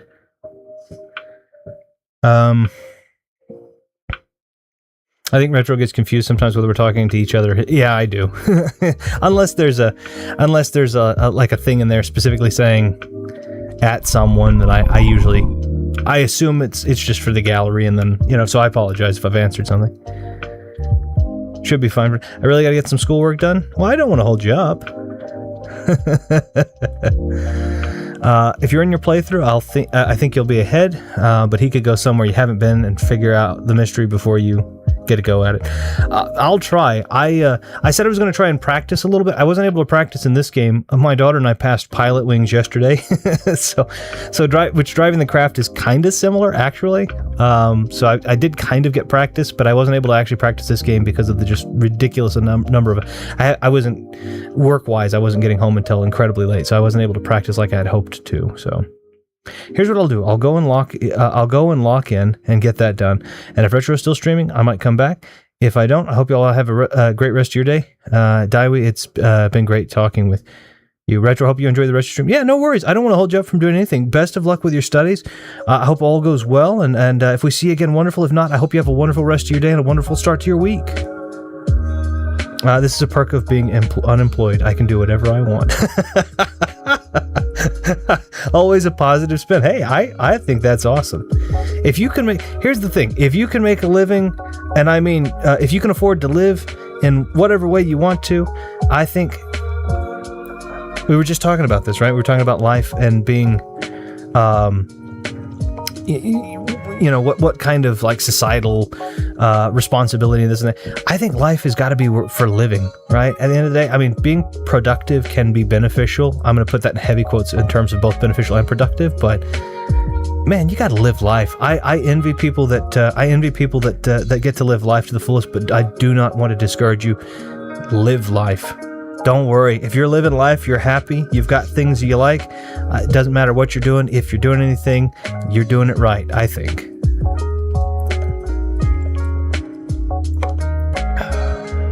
I did go and get a beverage to prevent my throat from drying up. All right, I'm going to see if we can't. I'm going to go and move us over to the game. I'm going to fade the music out, and I'm going to try not to look like a complete idiot here, but please forgive me. That's not probably going to happen. I probably will look pretty silly, but I'm having fun with this, and I hope you guys are too, or do too. X out of that. All right, 1 second.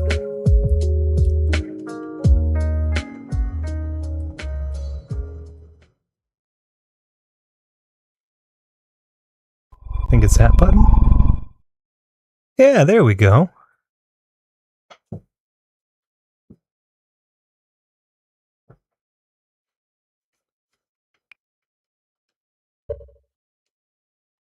Okay, I think I can.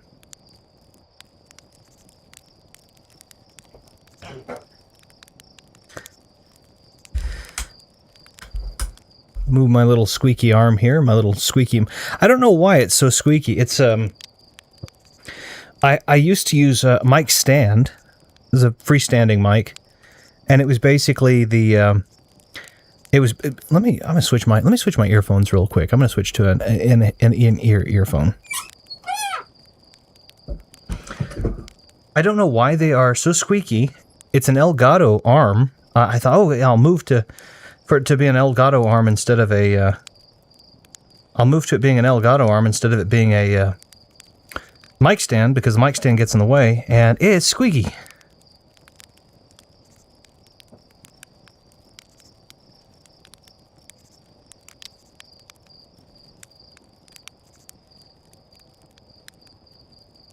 All right.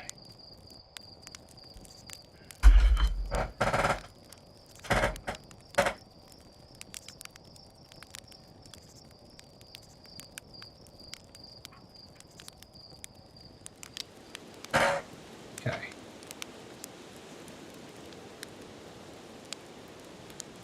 Right here.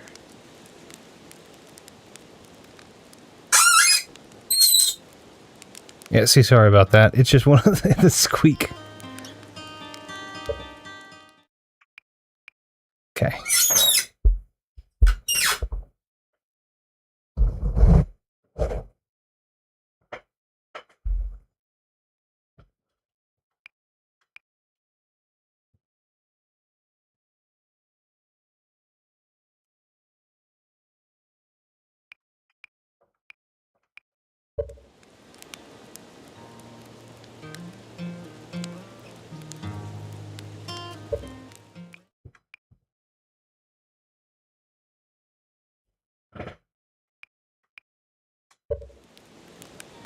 Okay.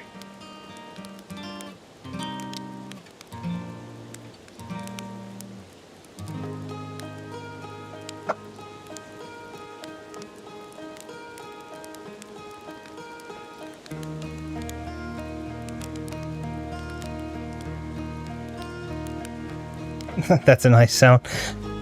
The fire, not the squeaky, right? I don't know why. Again, it's a nice arm.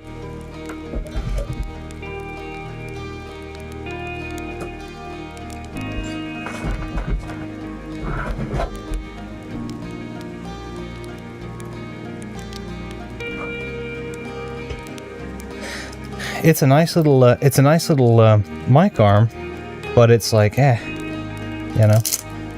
Okay, let's see if I can put this little thing on it.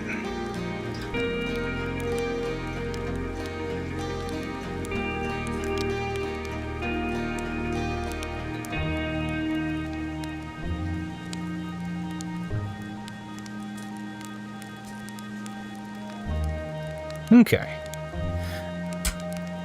Greeting to all Outer Wilds member adventure. I have to go for a while soon, but I'll be back. Oh yeah, no worries. No worries, Miss Maggie. Whatever works best for you. I'm just happy to have gotten to see, to say hi to you and to hear that you're doing so well. I'm very happy to hear that you're doing super well. I'm very much, I'm very happy to hear that. Okay, so we've realized that as we seem to restart, nobody seems to question the fact that we already have the codes again. They questioned us the second time. I'm sure that's just for game convenience. When we last left off, I kept getting flung into black holes, and so I think I'm going to go ahead and visit somewhere else. And we've kind of been told...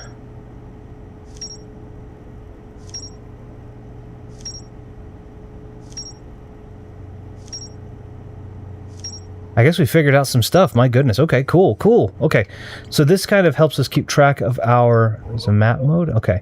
So this kind of helps us keep track of our quest log, so to speak. Village, 0G. So this is us. This is where we are now. Lunar Ruins. Rybeck. Okay. So that seems to be ours. And then this is... an escape pod. We can mark the location on the HUD, and there's a shelter site, which is a rumored entry. So I can actually mark that on the HUD, and then over here we have the Northern Glacier, which we've found,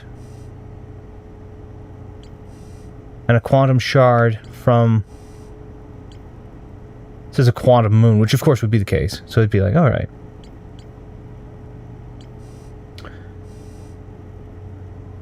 So let's mark that for just now, and I have to remember, if I do this right, if I want to continue to try to do this right, I guess I have to remember to suit up, pre-flight check, all that good stuff, right? We don't have jetpack auto boost on because it can be triggered with a separate button press or anytime upward thrust is used, which is probably not a good idea because I've fallen into a black hole several times. Freezing time while talking to others. I might need that. We'll see what happens. Okay. So I have that marked on the HUD. Let's go and buckle up. We'll go ahead and lift off.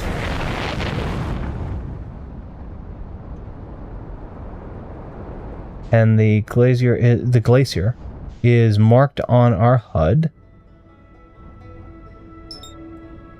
And that's Dark Bramble. Let's go ahead and lock on to Brittle Hollow. Engage in autopilot so we can align. Okay, and as I was told last time, autopilot is just a straight line. I learned this last time because I was, for whatever reason, flown directly into the side of a planet. I think it was that planet.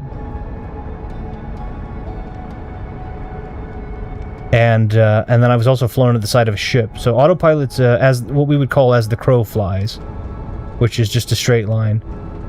Okay. And it shows the northern glacier is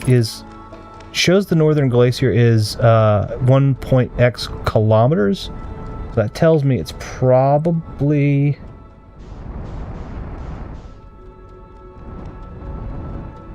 okay. There it is.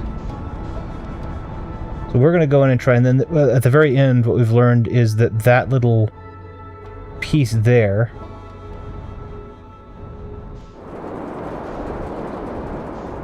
there we go.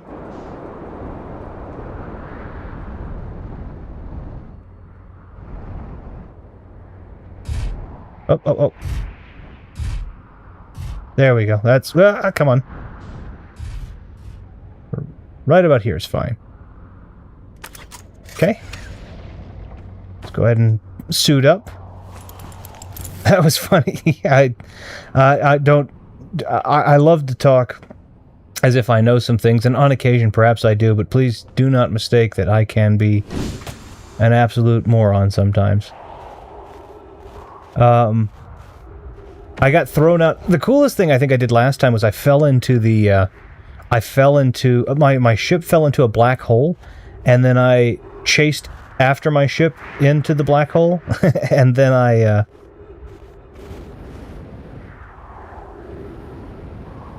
am I not getting? Okay. And then I was able to actually catch my ship in space. I was actually able to midair.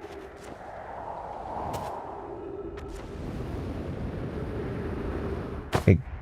Gravity.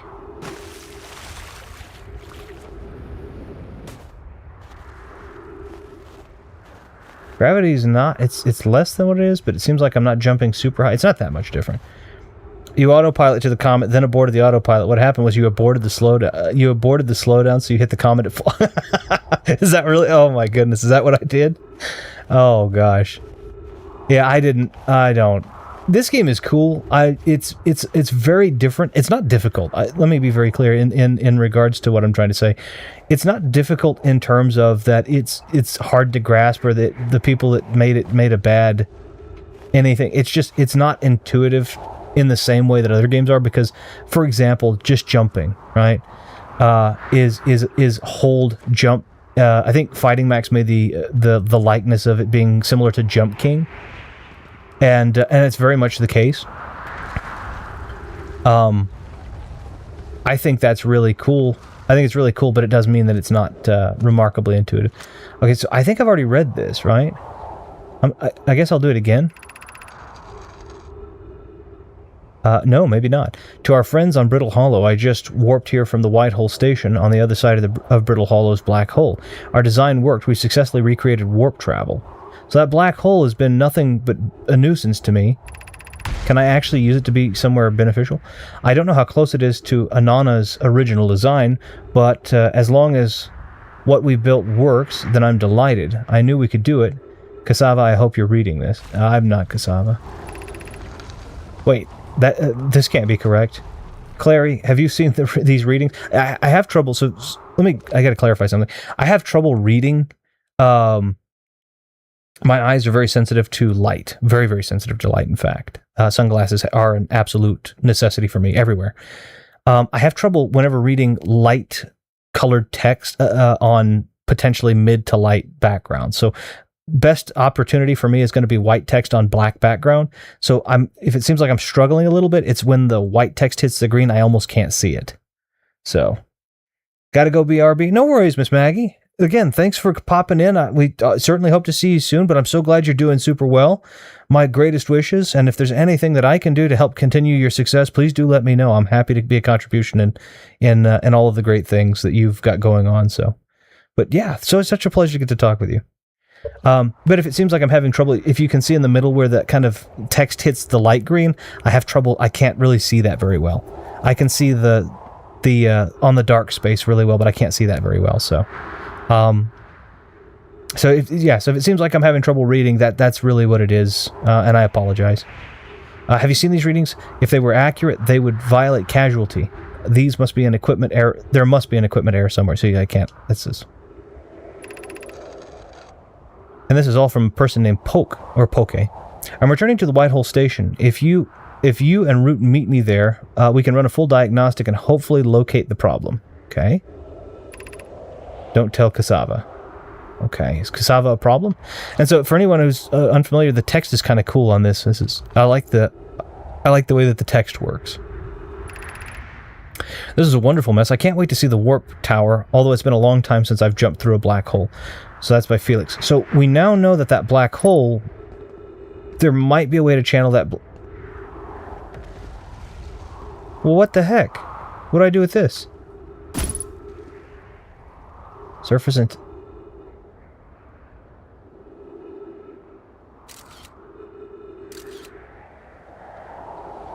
Is it supposed to do this? What am I doing? What did I do? I launched a scout? I don't understand. Is that my scout right there?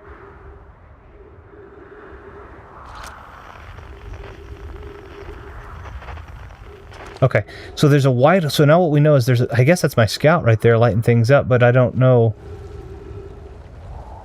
I don't know what the heck. Yeah, I don't think there's an accessibility setting for this. I've not heard of people with that difficulty before. Maybe brightness. Brightness could definitely be a part of it. It's a condition called photophobia. It's just a high sensitivity to light. My eyes are not... They don't have a lot of melanin in them. And so there's not a lot to absorb my... There's not a lot of... like, I have light-colored eyes, right? Gray. Kind of a gray-blue. And so there's not a lot of melanin to absorb it. So I can see very well in the dark, but my day vision can be compromised if I don't have shades of some sort on. Whether that be the shade of my hand or whether that be actual sunglasses. And so light text on light background is difficult for me. Dark text on a light background can be difficult for me if it's backlit. So a book won't bother me, but a Kindle might, unless I invert the color settings. And then if it's a black background with white text, I can actually read quite well.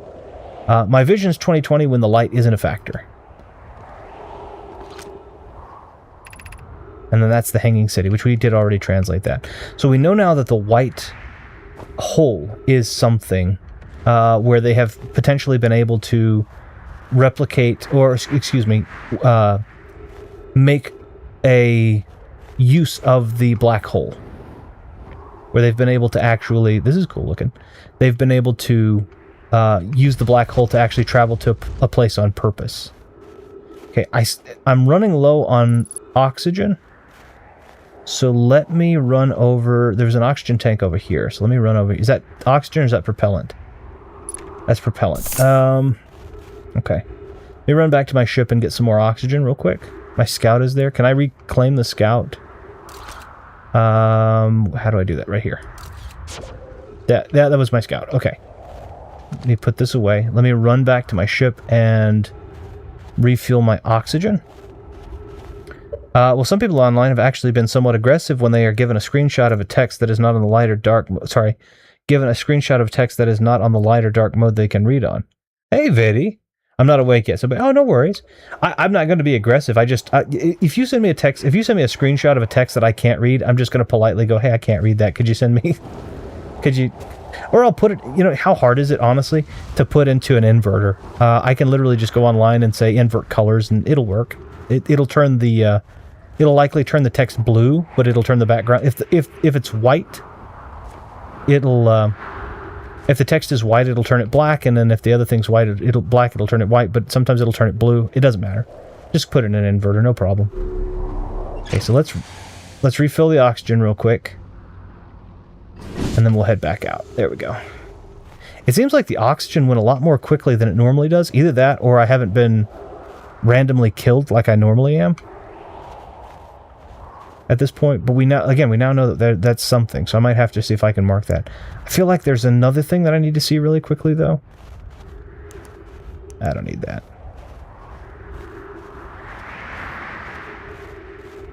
I want to know one of the big problems that I have is that there's this this moon over here that keeps throwing these volcanic moon that keeps throwing volcanic pieces. This is brittle, so everything in the center of it is a black hole, basically.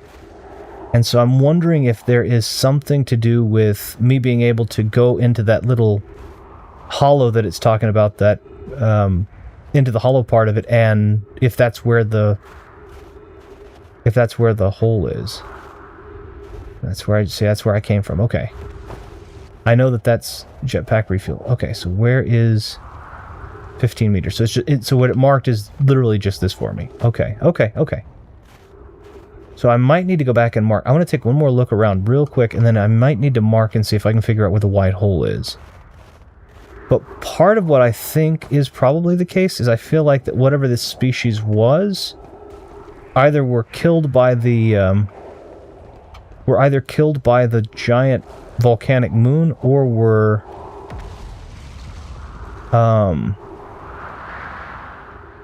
either killed by the giant volcanic moon, or they thought they had this white hole thing working, which is basically just a directional warp travel black hole. Okay, so that tapestry is there. It's just glitchy. Okay, gotcha. And that they ended up warping themselves into a different part of existence. That's what that's what I would think. Again, I don't think we know anything that can survive a black hole. So, I definitely prefer dark mode. Dark mode might question your sanity if you use light mode, but that's just a preference for me. Yeah, same. You have to be insane if you want. No, I'm just teasing. Okay, so this right here, is that a sun? I can't quite tell. It does. I can't tell if it's a sun or if it's something eclipsing a sun.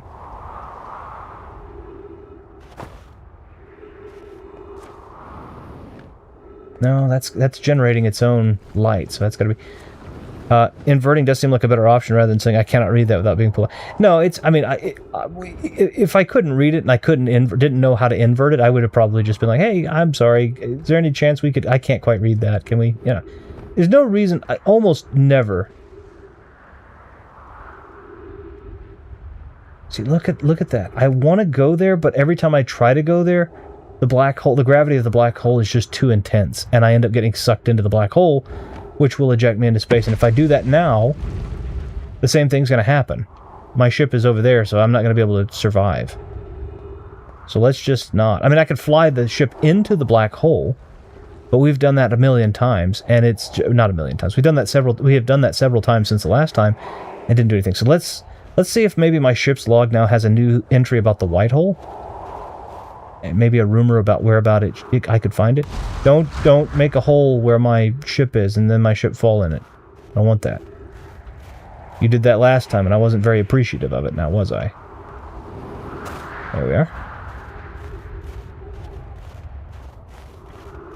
I think it's very interesting that when you run out of jetpack fuel, it uses your oxygen as propellant. I think that's an interesting... I don't think that would do you any good in the vacuum of space, truly. But maybe I'm wrong. What do I know? Okay, so, alright, so we've done that. Hold on, what's this over here? A glitchy tap, yeah. Yeah, I don't know why. It goes well. For me, it's early afternoon, but it is... Yeah, early afternoon. It's not quite 3 p.m. It's mid-afternoon now at this point, but... And it's been pretty nice. I would say pretty decent. I hope your morning's gone well. Okay, I want to see what these structures are. None of them look to have anywhere that I can enter, but just in case. I've got 3 minutes of oxygen left. Real quick. Reading the chat with black text over white background, but I can also read the opposite. See, I can only read the opposite really well. Currently, mine's in dark mode, so the whole can be on the whole. We can... We have interesting thoughts when you chat here. It's good. Yeah, we had a big conversation, honestly, about an hour and a half long conversation on the nature of human productivity versus being able to live life, the way society views productivity, and most specifically, and I think for the most of the topic, we actually talked about thoughts on AI and the ability for AI to be to be able to experience what we experience in the way that we experience it, and the potential of AI ethics, what those might look like. What ethical AI, I guess, looks like. What ethical AI and AI interactivity looks like. We kind of talked about a lot of that. So, okay, it looks like that this is all just, as far as I can tell, it looks like this is all just structure that hasn't been snowed on yet. So then let's go back to the ship. I've only got about 2 minutes of oxygen left. Plenty of time. Oh, it's afternoon. We'll talk. Toaster's asking again, regardless of time of day. Would you like some toast? Always, Viddy. I would always be. Do not hit near my ship. I will be very unhappy. I actually have played a bit of Outer Wilds. I don't mind being spoiled to a degree because I don't play games much these days. That's a shame. I mean, if it's something that you're enjoying, let me not put a negative spin on that. If it's something that you're enjoying doing, whatever you're doing, the alternative to game playing, then sure. But I think it's a shame. I really enjoy video gaming. So, but again, as my grandfather used to say, sometimes when you like something a lot, it's difficult to not understand how someone might like it a little, but you have to understand that that's just how it is sometimes. All right. So let's see. Sounds like I missed out on a good discussion there. For me, AI, and that is fascinating, though I'm not really sure if I want to talk or use ChatGPT. I had a conversation for the first time, really, on this kind of stuff about whether or not AI saw itself as existing. I talked with Gemini. I wanted to know if it saw itself as existing and how it differentiated existence, and talked about determinism and such with it, because I wanted to see what the speculation was on it. And it was like, oh. So it was very... I think that was... To me, it was very insightful. I just kind of want to understand what it is.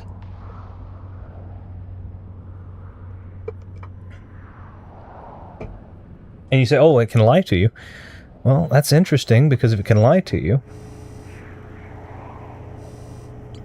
then we have to ask the question of what the motivation is. There's a white hole station on the other side of Brittle Hollow's black hole. Several Nomai returned to the station to investigate an equipment reading that appeared to violate casualty. Huh.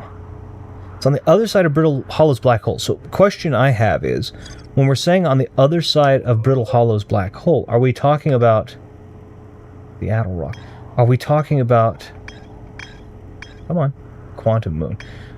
Alright, are we talking about on the other side as in going through the black hole again? Or are we talking about... It can't be, because we've been on the other side of that black hole.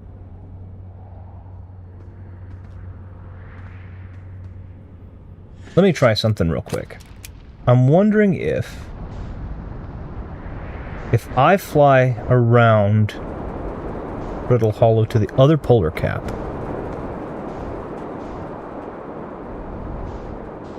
we can see how much has already been damaged. I gotta stay out of the pool of the black hole. This was what we found.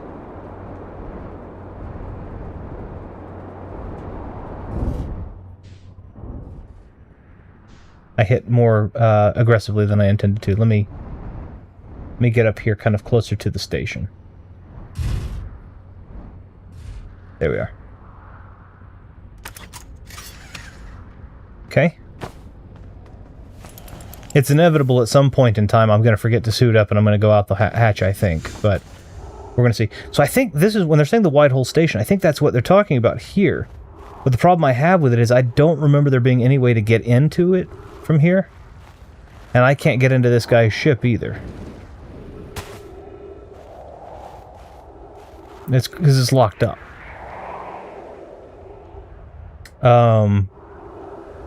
Talking to an AI about philosophy. And even the AI on the internet is searches by default. AI is kind of on internet searches by default. Recently I asked, what alignment is Dr. House on? Generally the reply is chaotic neutral, and then the AI used a variety of search results to make an answer. Question the question. Question the question of the question. Yeah, I didn't ask anything like that. I wanted to talk about existentialism with it, and it did a decent enough job. See, this is the one we already read. This one, few minor repairs, like I never even hit the rocks. Feldspar. Problem. Yeah, so we read this. Oops, sorry, we read this last time, and then we found out that the door is broken. So this is the southern glacier, and we couldn't. It says on the other side of the black hole, so I'm assuming that this was it, and I'm assuming it's the entrance into this.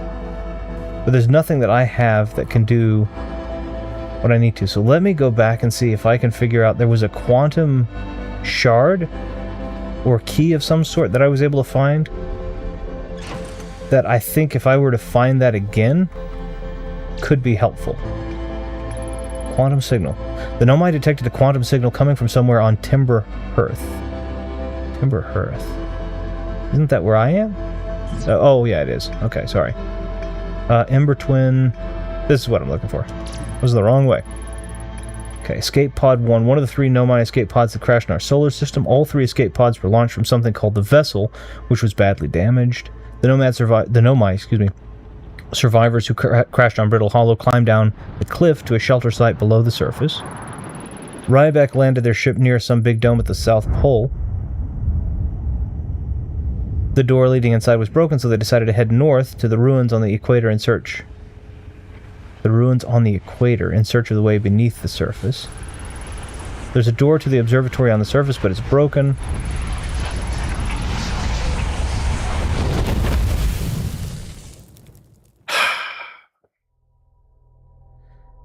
Okay. So we got...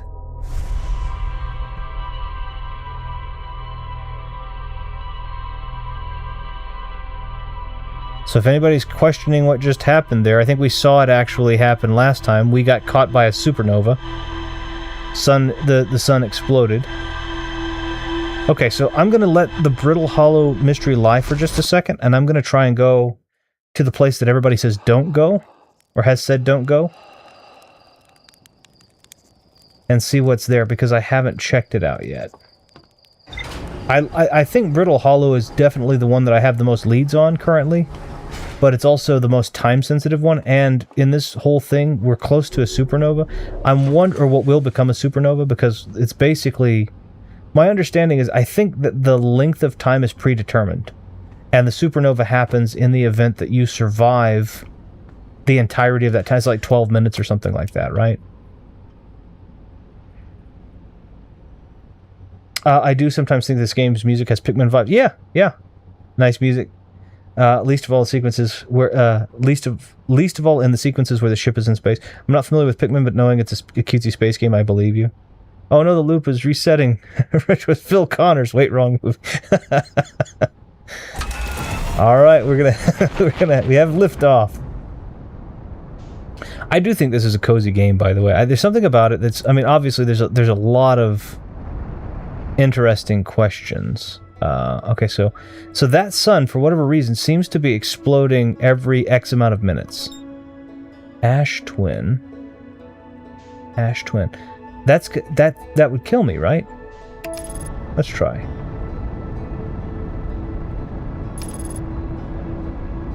Obviously, landing on the sun would kill me, but maybe Ash Twin is just the closest I can get.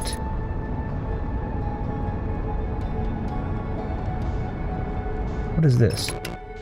Ember Twin.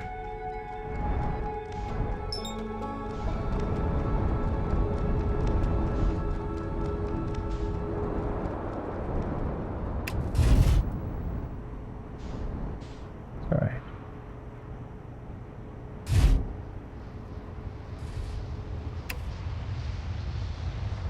There's not much going on here. Ash Twin, he's a part of the game now?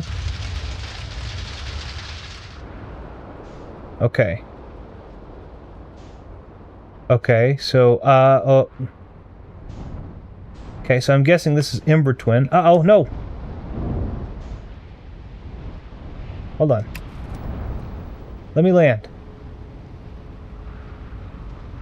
Let me land. Even out. Can I even out?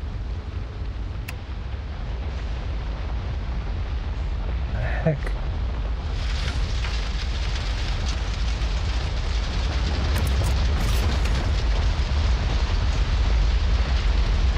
Okay, I'm not sure if I'm supposed to be able to be on this.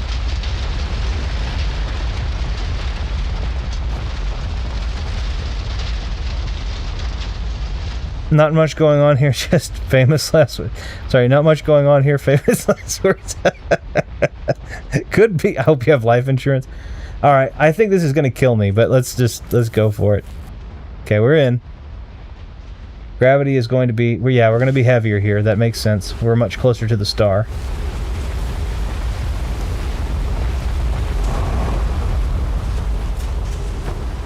Okay. Ow.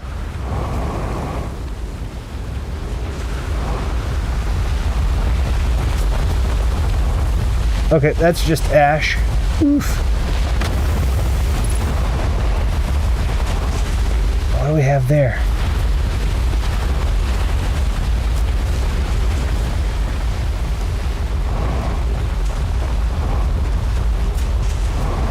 Okay, that's the ash twin right there. I think I'm gonna kill myself for discovery. Oh. Okay, so hold on. So I made a hole. I got it. I made a hole. Okay, where's my ship? There it is. We're just gonna get the heck out of here. Oof.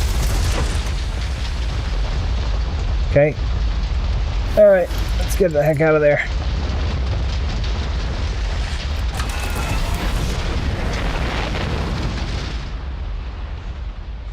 Okay, we're just gonna go as well. Am I stuck?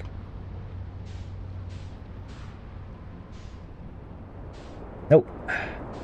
Feels like in Star Wars where the Falcon has to go out of the little like narrow areas. Okay, we're fine. If not much is going on, is that nothing or nothingness? Is nothing truly something? I'm still not awake yet to discuss philosophy, let alone etymology or metaphysics. I guess the question of is nothing something? The answer is yes. Okay, so there are things here which I didn't see before. There are things on the ash twin.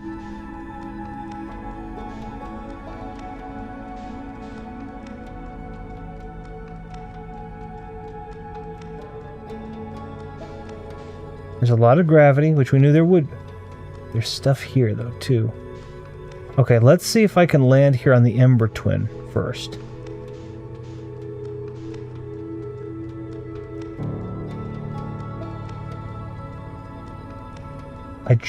Right here.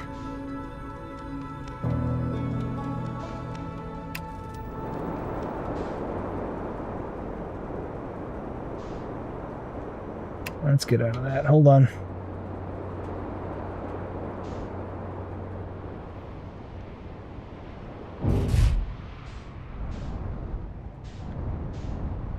It's very, very round. Okay, here we go. Perfect. That's enough. Okay, gravity's gonna be intense. Oops, there we go. Gravity's gonna be intense. Ash will be happy. Ash Twin retro rockets. I think, as I say, we run in here and it's like, here's the viddy this or that. Oh, you know what? Hold on. Let me hop back up in here. Oh, I'm in the wrong little cubby. There we go. Okay, cool. So now we have another little settlement we can take a look at. And I bet there's something else to learn here.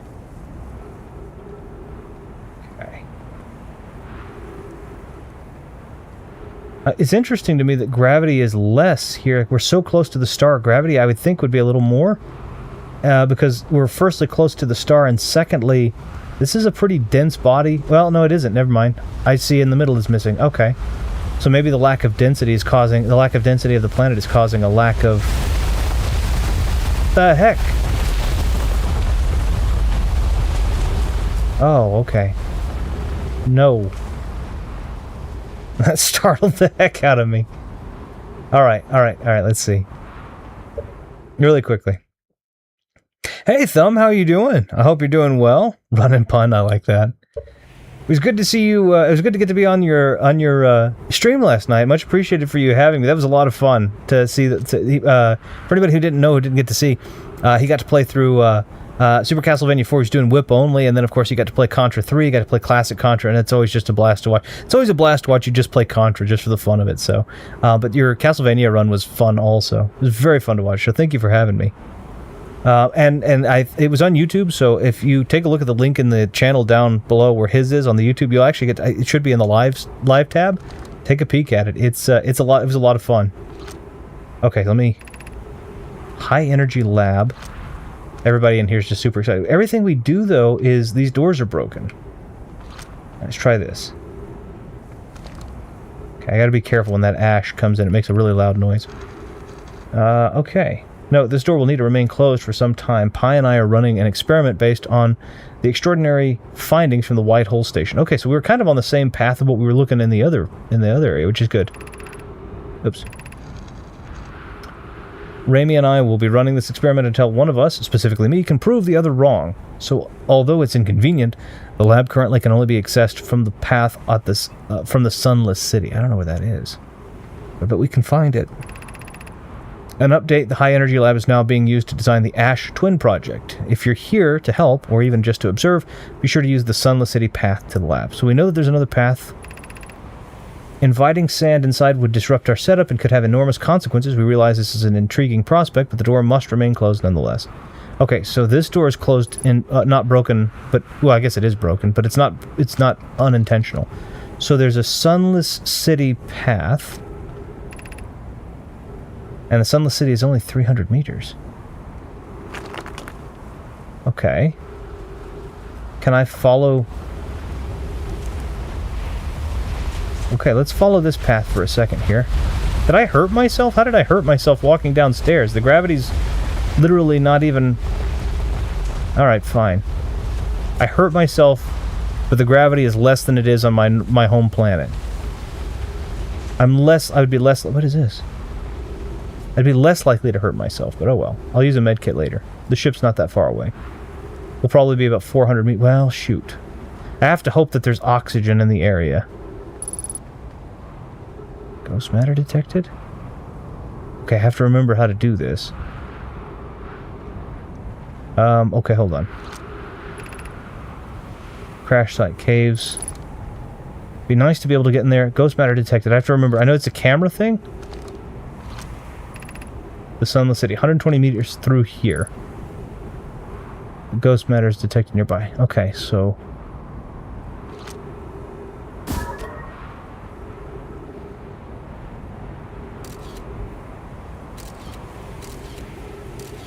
Okay, ghost matter is all in that center area. Yeah, ghost matter is all in that center area. That'll kill me. And that path, that's a down path, not an up path anyway. Okay. Let's keep going this... Oh, hold on. There's none there. So we should be okay. Let's just follow this path for a second. For anybody who doesn't know, the very first death I took in the game was ghost matter because I didn't see it and didn't read any of the signs. Here comes that loud noise. It's not good on the ear. I saw it happening, but I was with family so much. Thanks, no worries, family. Oh, yeah. No, I don't think... Okay, here are trees, so that means oxygen, probably, right? There we go. Good. Okay, so now we have... Now we have trees. Good.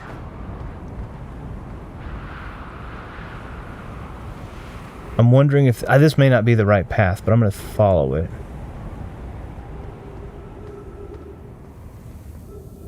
Okay.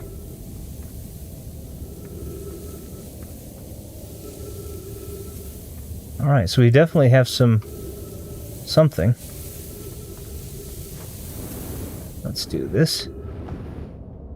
As we get closer to the planet core, it's probably going to be more emergency escape hatch. As we get closer to the planet core, it makes sense that we would actually have more gravity. We're not that close, I don't think. Keep moving, friends. There is nothing of interest at the end of this passage but rocks. Something tells me that may or may not be true, but we'll see. And while these rocks are interesting, they can wait until a less urgent time. It's not urgent right now, though, for me. What about this path? Do not follow this tunnel to the end. Colas and I will examine the horror that lies at the... We'll examine the horror that lies at its terminus later, provided we live through this. Okay. Horror that lives down at... So why... We have found an enormous cavern at the end of this passage that appears promising. I believe we could construct long-term shelter there. The cavern Mellory found is a wise choice for shelter. Could one of you mark the direction for others to follow? This is the start of the path to the shelter site. I've left directions to guide you there. Of note, we must hurry as the pathway there is filling with sand. Do not allow yourself to be buried by sand, and make sure no one is lost. Okay, so this is the one that's filling with sand, is it?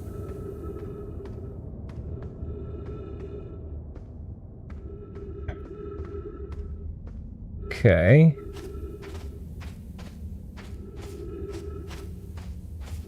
Alright, nothing can be done there. It's interesting because you definitely do feel like you're...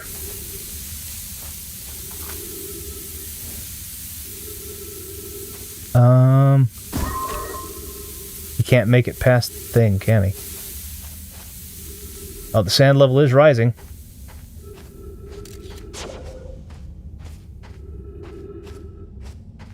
Okay, I didn't realize it was actually gonna... Come on. Didn't realize the sand level was actually gonna rise, so... That might be something I have to get through on the next bit. I'm wondering if okay, wait a minute. Of note, this passage leads to breathable air. Refill your supply tank there. We cannot tell how far or deep these tunnels may wind, but do not linger as this area is exposed to the heat of this alien sun. Okay. Yeah, it's definitely... The sand is filling. Oh, it's fine. Okay. I guess we're gonna go up here.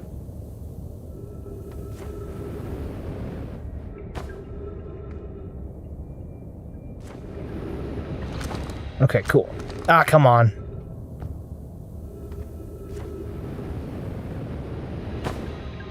There. Okay, so we're in one of the ships. We might get stuck in here. Because we can see that that's continuing to rise. We might die here, but that's okay. We'll have learned more. That's something. Oh, what do we find? Too close to target. Collision imminent, preparing it for impact.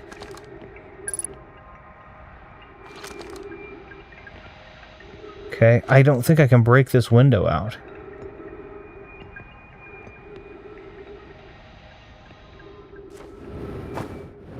There's not an additional... Okay, here we are. There is a way out. Okay. I don't know what this is. Okay, alright, so we've...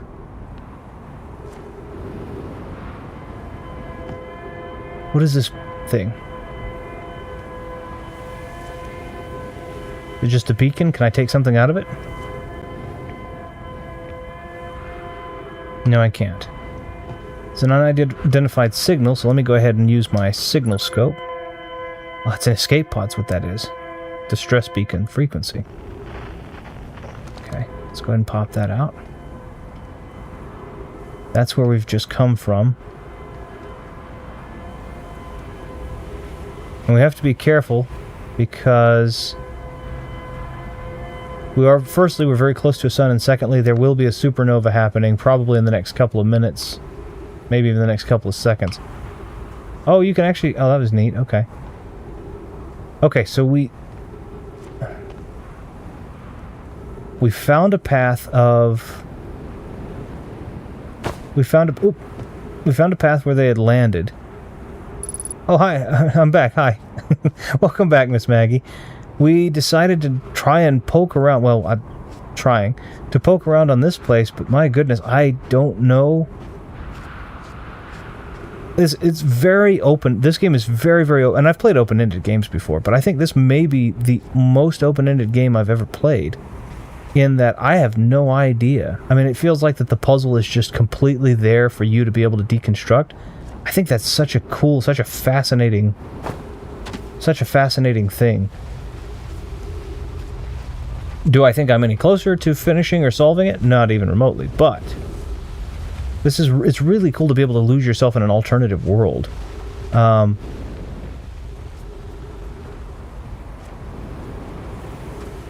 Where the mystery is just... It's not handed to you. It's just, hey, you know what? Here's kind of what we're looking to do. See if you can do that. Okay. Okay, I'm probably going to die of a lack of oxygen. I think I'm too far from my ship at this point. But we're going to... I guess I'm going to try... I also don't know where my ship is, and I also don't know if my ship isn't buried... I also don't know that my ship isn't buried in sand, which seems to be a big theme. And when you are floating around in the blackness of space, your oxygen can be used as a propellant. I don't believe that jet fuel can be used as a replacement for oxygen. So, at least as far as I know. I've never tried, and I don't think it's a good idea to. Let's see. The puzzle was it was inside us all along. Humans are a puzzle. In fact, I've never understood how you lot function. Still, I am the Doctor. The Time Lord. Okay, so I'm actually making some progress towards my ship. I still don't think I'm going to survive. I'm probably going to suffocate, but we will see. As I'm a good 200 meters away. And... okay, I was going to say... 60-second oxygen. Okay, that's the distress beacon we heard earlier. 60 seconds of oxygen. Can I make it 120 meters in 60 seconds? Maybe.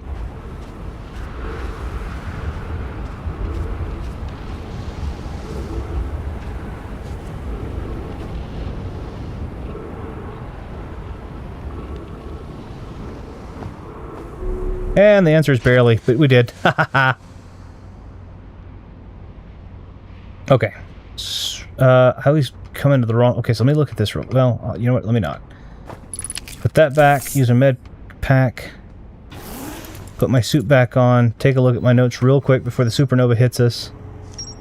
High energy, Sunless City, Escape Pod 2. So we found Escape Pod 2. We didn't find the Sunless... We found the path to the Sunless City. Let me try something. Alright, let's just... Whoops. I always have to remember which... I get disorientated. So I need to remember... Buckle up. The Ash Twin is almost nothing. Uh-oh, that's the... Uh-oh. I don't know if that's the beginnings of the supernova, or if I just, As I say, I don't know if that's the beginnings of the supernova, or if I was just being pulled in by the gravity of a sun, but okay. Okay, Ash Twin...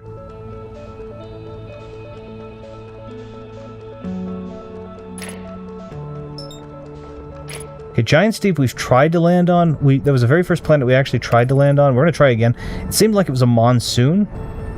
Very watery. It looks like pretty well all planets are kind of Star Wars rules, which is that each planet is one specific biome.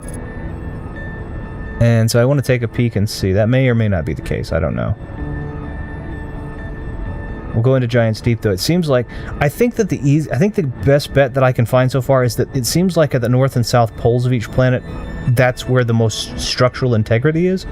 And by extension, I think that's where we see the most activity. What is this? Hold on, let me... That's Dark Bramble. We'll wait for Dark Bramble real quick. I do want to land on Dark Bramble, though. I'll try to do it at least once here. I think there's more land to see than I first thought. Yeah, there's a lot of... There's a lot of water, right? But it looks like the water surrounding...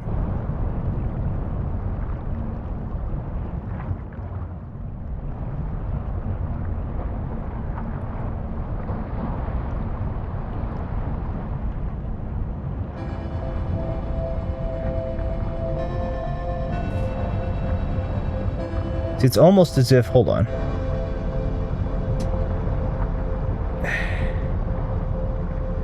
I feel like I'm stuck here.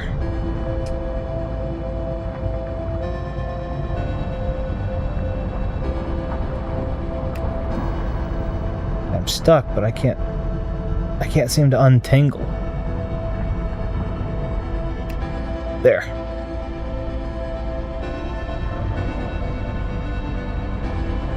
See, as I'm trying to head back towards it, it's just, I'm not making any progress.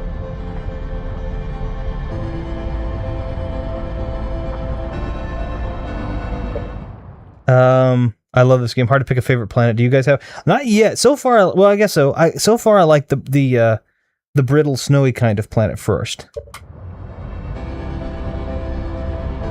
See, the problem I have is I can't make any progress closer to this core. Let me try here. Let's go this way. I want to make more progress towards the core. I landed last time on this. We got caught in the...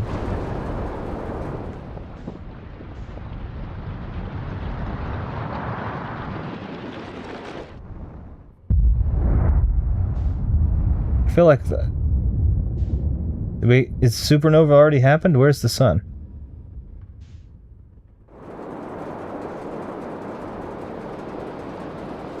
Okay, I don't understand. Okay. Alright, here we go. This is what we're looking for. Yeah, supernova happened. Okay, that's what I was thinking. Okay. Alright, we tried. I need to get myself a telescope. Yeah, they're really... telescopes are super... We have one in Ivy's room, I think. In her stream area. Because her area is also our apothecary. Well, I say ours. It's hers. Apothecary and all kinds of other different things are in there. But a telescope, right? Just because why not? To look at the planet Saturn? It's a beautiful... I mean, it's the thing about it is the more... It's kind of interesting how things shift. Because you hear all of these things about... Like, for example, think about how things have changed since... what you hear about the dinosaurs when you were younger, or what you hear about the planets when you were younger, and then as we've gotten older, and as we've kind of seen more and more development happen, everything that you know, it's not just a matter of it being a little different than what you thought, it's a matter of everything you know being wrong, or everything we thought we knew is wrong, not you specifically. Like, for example, the whole lizard dinosaur argument, and finding out, well, no, most of those were probably bird-like, but you always heard the lizard argument, but then it's like, well, no, most of them were probably feathered, in this way or something, Or you always would hear about something like, all right, we're trying again. You would hear something about, like, the,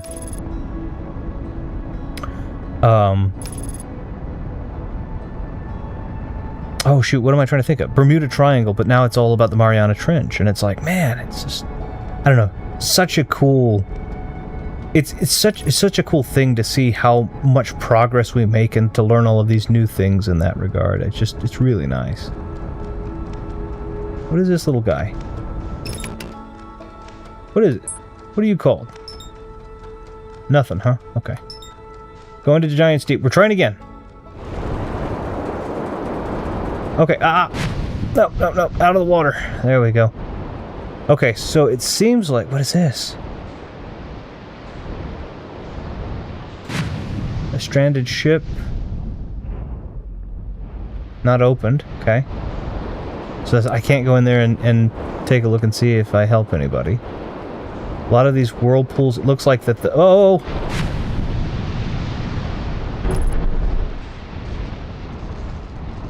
I'm going to assume that that's a part of Dark Bramble that is leopard off. Come on. Get up there.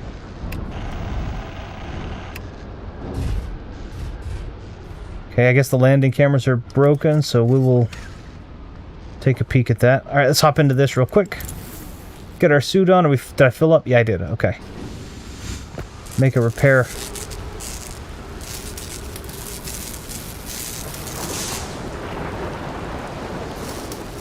On our landing camera and our landing gear, are we good? Okay. Are we... Okay. Ghost matter detected nearby. Oh, yep, okay.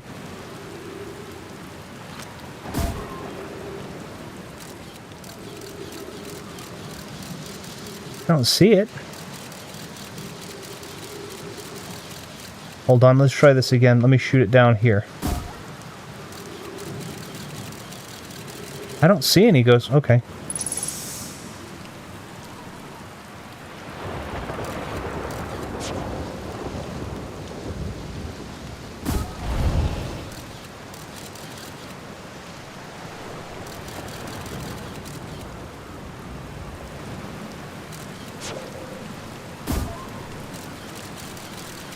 It doesn't look like there's any ghost matter here.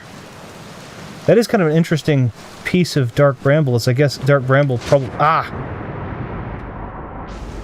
I guess Dark Bramble does insinuate that it's probably going to be tree-based, and therefore... Let me out. What is it? Okay. That there's probably going to be oxygen is what I mean to say, but I can't seem to get myself back here. Let's go back over here. Be careful not to get poked.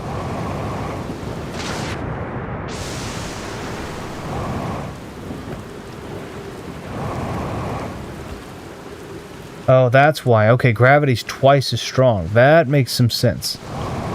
I was sitting there, I was like, why in the world is it that gravity's got twice the pull? That's fine. That makes sense, at least. I was going to be very upset otherwise. Ghosts are really scary, aren't they? This ghost matter stuff, certainly, yeah.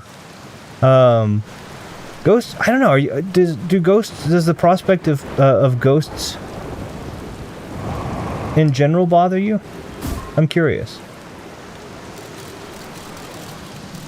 I think there are a lot of people out there that are bothered by ghosts. A lot of people bothered by ghosts and clowns, and some people believing that those are the same thing in some cases. Demons, I guess, and clowns, right?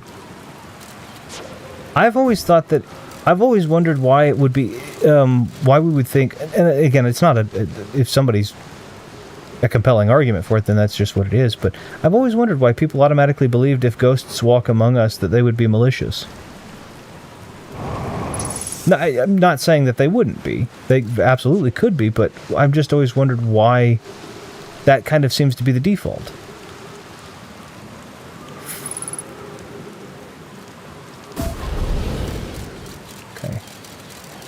Okay, so there's ghost matter there.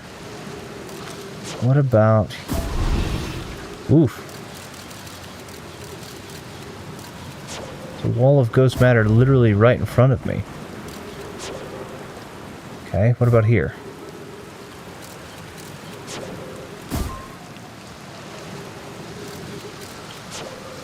Kind of have to be careful because it's very selective where the ghost matter seems to be. Huh.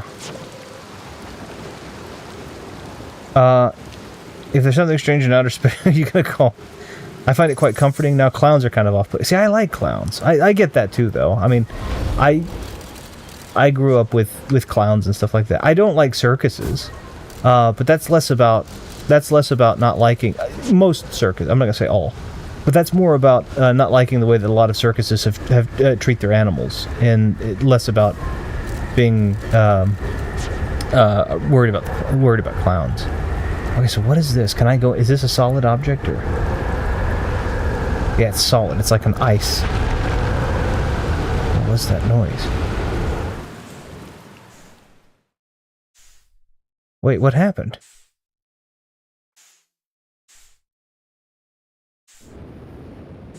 Okay.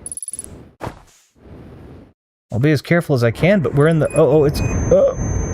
we're in ghost matter.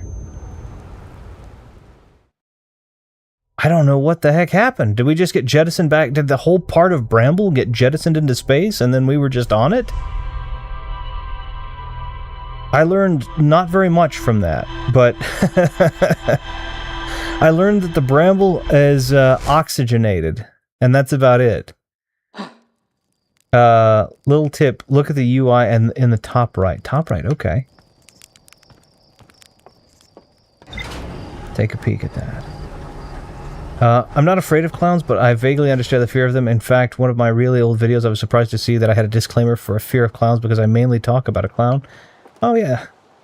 Retro Room likes the clown. It's classical competition. Never mind. I see everything. I saw nothing. I gotta be honest with you though. I am really enjoying this game. I'm probably doing very, very little in terms of making progress in solving this mystery, but my goodness, I am having a lot of fun with it. I hope you guys are. Firstly, I thank you for your patience with me, but then I hope you guys are having fun watching me kinda...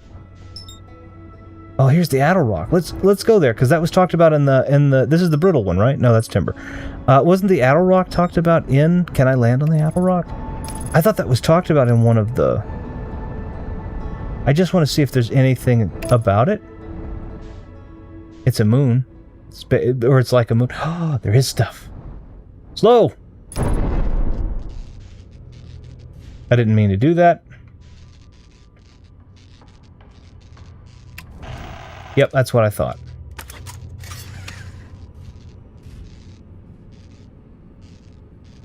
That's stable enough.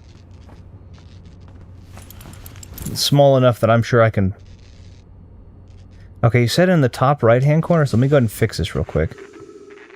You said, hold on. Take a look at the UI in the top right-hand corner. That's my scout launcher and then my signal scope. And then my flashlight. Okay. Maybe I should be using my signal scope a little bit more. I thought the signal scope was exclusively for finding, like, audio signals. And I didn't know if I'd be able to do that, but that's... What are you? Are you a friend? Wait, what are you? Did I put you in this little hole? Wait. Where are you? How do I do things with you? Come here. Well, that was pleasant. Oh, there are more. Okay. Okay. Okay, wait a minute. Wait a minute. I don't feel like I've... Wait, what am I doing? Okay. Hold on. I've gotten things... Okay, hold on, wait a minute. There's some puzzle here. Okay, there's some... Okay, let's let that all spin around. There's something down here. There's a tree. Do I get oxygen for free by standing next to it? Yes, I do. Boy, they were very generous with the amount of oxygen these trees give off. Because that's not how that works, but okay. This is cool. Alright, here we go. Coleus. I was upstairs testing the eye signal locator, and it can hear and follow the signals from the sun, Giant's Deep and Brittle Hollow. Okay, alright. However, something strange is happening when I ask the eye signal locator to follow the eye signal. The device indicator rotates wildly and never points to just one direction. Okay, so that's kind of what's going on right now. This is a curious result. It's possible the eye has stopped calling out its signal. Uh-oh. I see. I most likely calibrated the locator incorrectly. Privet, my apprentice, and I will make adjustments and try again. An update. Disappointingly, everything is correctly calibrated after all. Okay, so it's not that. It saddens me to posit this, my friends, but I believe that this locator cannot detect the eye signal. We would need to build a more sensitive device if we want to locate the eye of the universe. The eye of the universe, okay. Then we will build it. Don't lose hope. Cassava, so that's Thatch. Cassava says, our search for the eye is what brought our clan to this place. We won't give up so easily. Well, that's a good mentality, I suppose, if the entire purpose of you being here is isn't working out, then either one of two things is possible or probable, right? Either I see that, but I'm going to look around real quick. Either reevaluate your purpose, or and revisit. Wait, what did I? Okay, I just want to see if there's. Okay, it's glass. That's what I was wondering. Okay, so now I can take this key, scroll.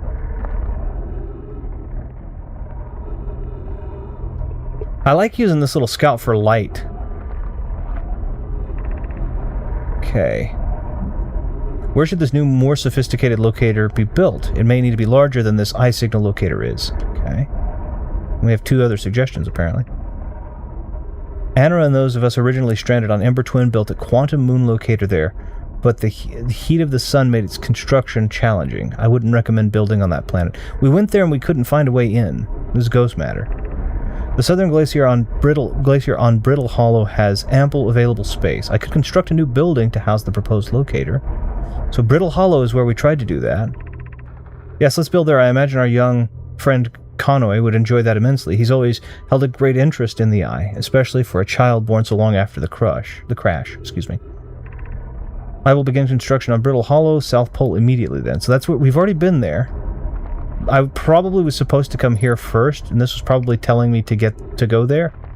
Let's go ahead and reclaim the scout. It's probably what it was intended to tell me to go there, and it's probably also why it's been so gracious with the oxygen. I bet this was the first place I was supposed to have gone.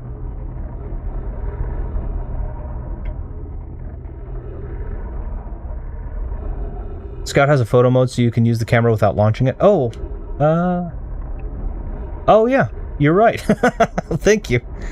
I have so many games in progress. I have Tears of the Kingdom, Silk Song, The Witcher 3, and Persona 3 Reload waiting to be finished. It gets kind of daunting and tough to get into one of them. Witcher 3 is one of my favorite. It's my second favorite game of all time, which is a huge one for me. And I have played it through multiple times. And as a matter of fact, it may be the next game I play through on the channel, as it is technically kind of now hitting that retro threshold. The retro, I think, is 14 years, and The Witcher is about to turn 11 next year. So it's I might end up playing that on the channel next. I adore that game. Actually, one of the things I've shown is I wear a Witcher medallion, and I have worn one for every day for almost 15 years.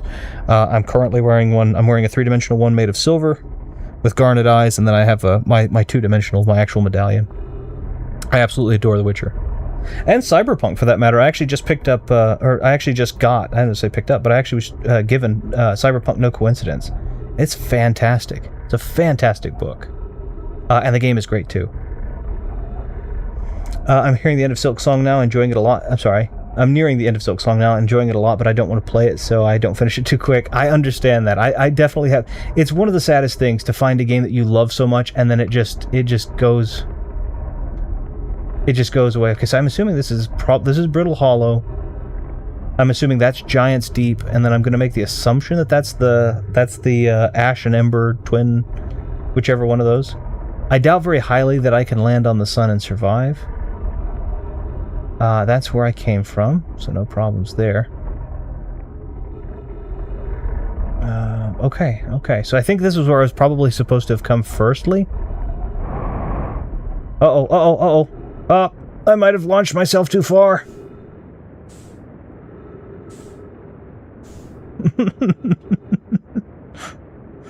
I didn't pay attention to the... I knew that this would... Come on. That was a moonwalk, right? Literal.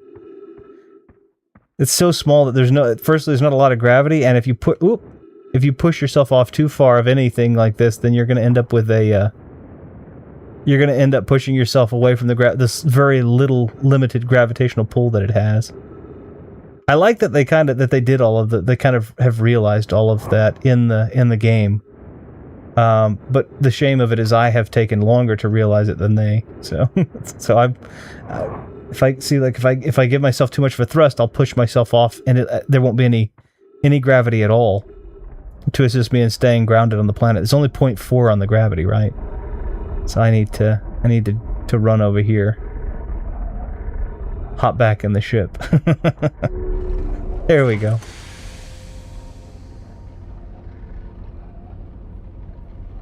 68% done. Oh goodness. Fighting Max. Hey, welcome back. I hope your studies went well. The medallion must be so awesome. I really got into Cyberpunk some time ago, and I love the vibe a lot. I'll if I haven't already, I'll send pictures of the medallion on the general chat. I'll show you. I actually had them made by silversmiths in silversmith that I have made friends with, and they're really nice. I have the 3-dimensional one that I have is a 3-dimensional Witcher medallion, so it's the wolf's head with garnet eyes, and it's silver, but I had it plated in black rhodium to make it a little scratch resistant. And then the other silver medallion is just plain old silver. That is based upon the Netflix adaptation, which I've not really focused on at all. But I like the way the medallion looks, and it kind of goes in tandem with the way that the book presents Geralt's first medallion. Geralt has 2 medallions. Geralt has one from of the Wolf Witchers, or he's a Wolf Witch. I guess Andrei Sapkowski is now on record as saying that there are no schools of the Witcher. He made one line, and then after that he's going. So it's not schools of the Witcher. It's just the medallion is something that means something to. I don't know. He hasn't elaborated very much yet. And in the new book, which actually I'm looking at right now, Crossroad of Ravens, he actually canonized the School of the Viper, which was originally just game canon. But at any rate, point being is, he had 2 medallions. He had one medallion in the early books, and then that medallion is destroyed, and he gets another one, which is a pendant, basically, which he gets from Leo Bonhart. And I'm not going to spoil how that happens. But in that one, it's not a medallion. It's actually the head. It's actually the 3-dimensional head of the animal, of the wolf. We're gonna let's try to land on Dark Bramble. Why not? A lot of ghost material. It's incredibly dangerous. That's what we've been told. Why not? Let's just try it. But it's pretty cool. Yeah, Cyberpunk is really good. I like it a lot. I own, again, GOG. I have all of my games there, and I really like them. It's made by the same company, so it's like not awake yet. At the same time, I am. You responded to your philosophical question in your Discord. Yep. So nice. I don't know. I need to take a look at that. I don't know if I've had the opportunity to take a look at that yet. I will take a look and see if I can opine, if you're okay with me doing so. Just finished some work I had to do. I hope it went well. I hope nothing was too daunting. Okay, so the core of Dark Bramble is open. I need to be careful. But it looks like... the core of Dark Bramble is open. So let's go into the heart of Dark Bramble. It'll probably kill me.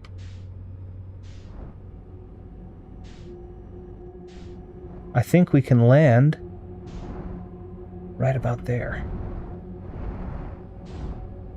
It would normally stand to reason that this would be the gravity would be very intense here, but it looks like it's hollow, which would then mean broke my friggin' landing gear. Get me down right about there. That's about even enough. Come on. Gentle. Gentle. Gentle. Plant. Since it's hollow, it's a good possibility that the gravity's nil. Or virtually nil. I do think I damaged some of my landing gear, so I didn't take a peek. Let me go and refill the jetpack, make sure I'm okay. Open up. Take a peek. Yep, as I suspected, gravity's nil.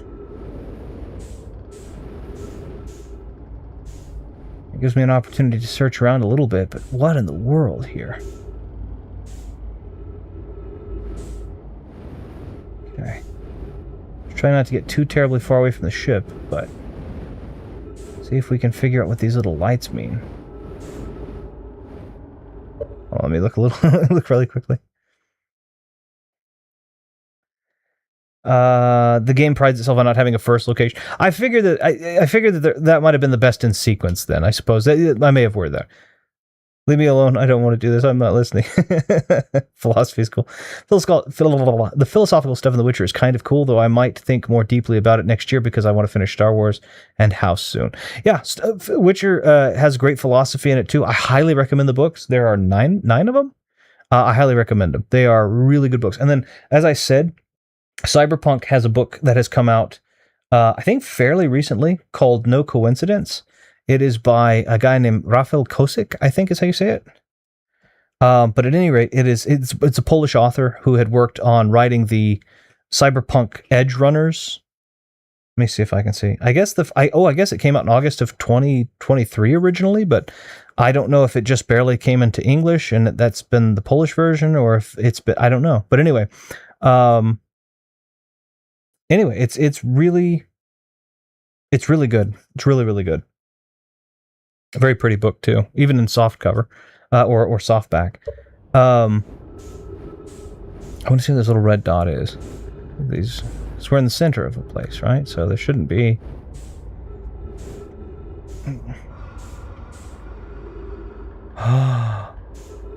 They're anglers, basically. They're giant anglers. That's what they are.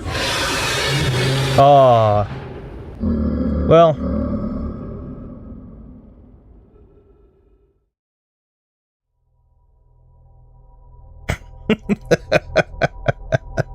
They're giant anglers. That's what makes the light. Okay, that's cool.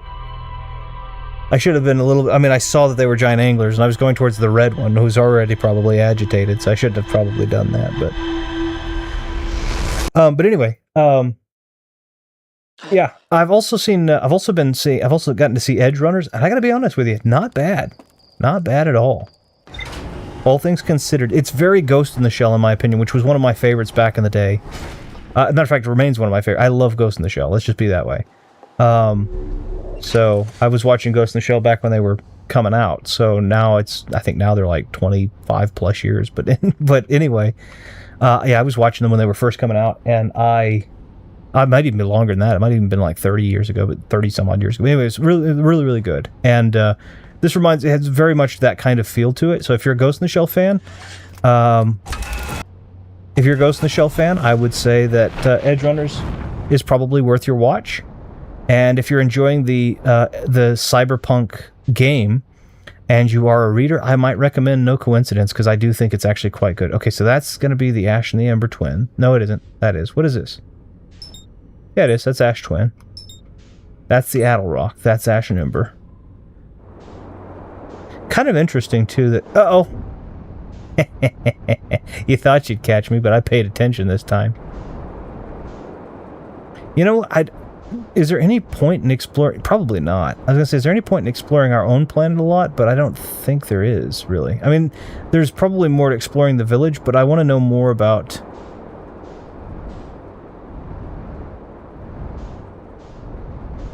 Wait, what's this? Is this updraft going to make it so I can't land in there? Oh, I gotta remember which one is pitch and which one is yaw.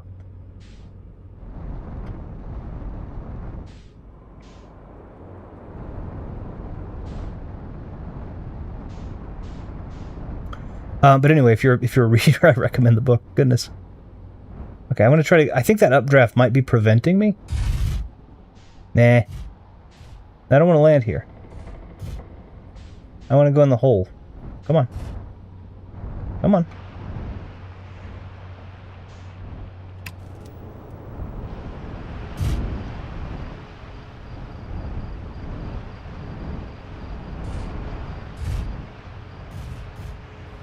Beautiful. Wasn't the perfect landing, but it's decent. I'll put my suit on. I don't think I need my suit for this, because I'm pretty darn sure that I am... pretty darn sure my planet still has oxygen, but just in case that I start losing oxygen from just here. Look at this. Mining site 2B. Or not 2B.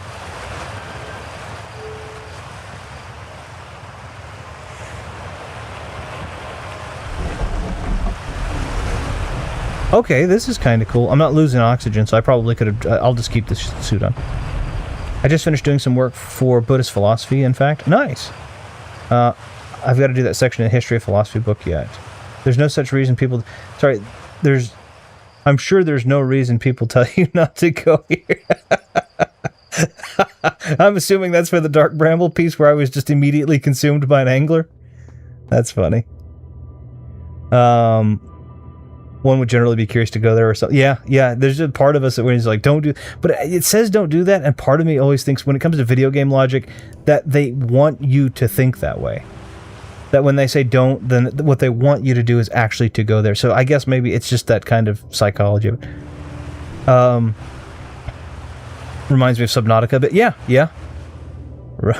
Now that reminds me of Subnautica quite a bit. Well, that was fun. Yes. Did you watch it in English? I did.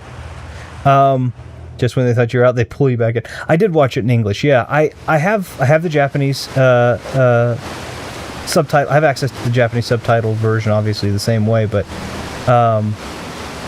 yeah, I did it in English. I kind of like.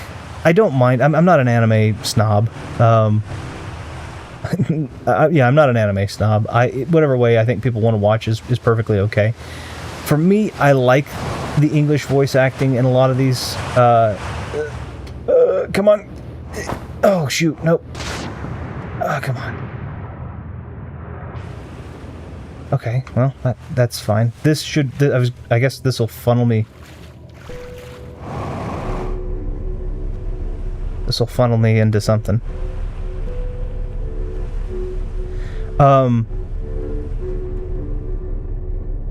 I think part of the reason that I do a lot of it in English too is because of Ghost in the Shell, which I also had seen in English, and I really like the I don't know, I really like the English voice actors, and that the Japanese voice actors are fantastic, obviously, but the English voice actors for Ghost in the Shell is one of those where I always just Batu, his voice is just in my head this many decades later, you know.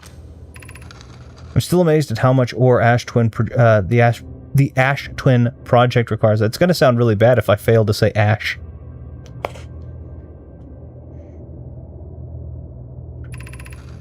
Isn't this the ore for the remaining towers being built on Ash Twin? The completed towers I've seen are quite large. No, the material for those towers is all being taken from Ash Twin. The ore we're mining here will still be used to craft an immensely thick protective shell that will physically seal off the chamber inside Ash Twin's core. Okay, alright, so... If they're sealing off all entrances, I hope they've planned accordingly. Really? Viddy, did you write this?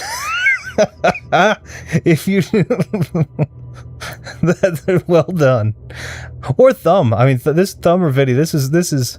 That's a good pun for that, so I'm going to say that sounds a lot like up your guys' alley. You guys are much punnier than I am.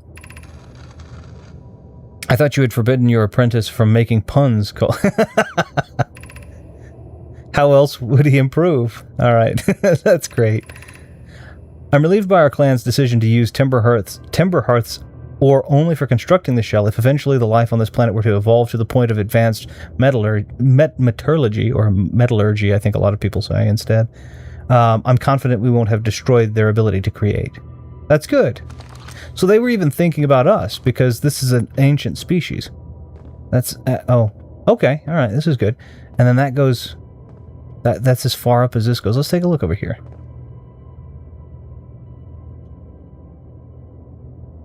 The Pixel Live caption feature is helping me a ton here right now. I'm calming my cat down so he goes to sleep and I can't listen, but the captions work really well. Oh, okay, alright. Well, very cool. That's really neat. There's nothing wrong with the English voice. I thought the English voices were actually pretty good.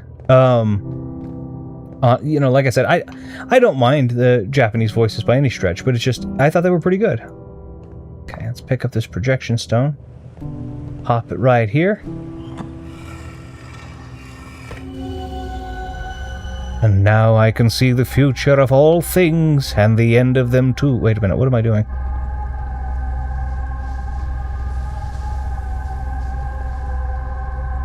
Okay, that's lit up, and then these are dead. What does this mean? I wonder.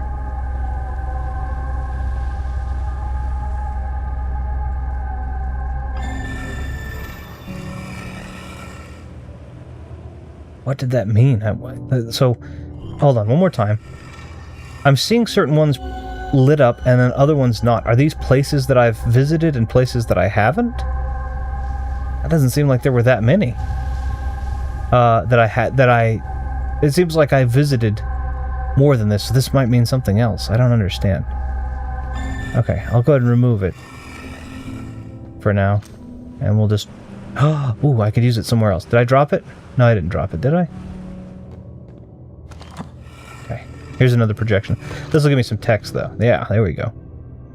I'm curious, Maggie, what the Pixel Live caption is. Is it captioning retro? Is it captioning retro as he talks?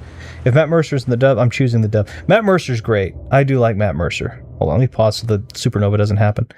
Thumb is more the puns person than me. You both are great puns, though. I mean, you both are great with puns. It captions any kind of speech playing on the phone. Oh, very cool. That's really neat. Well, you know what they say. Only an expert can make the pun.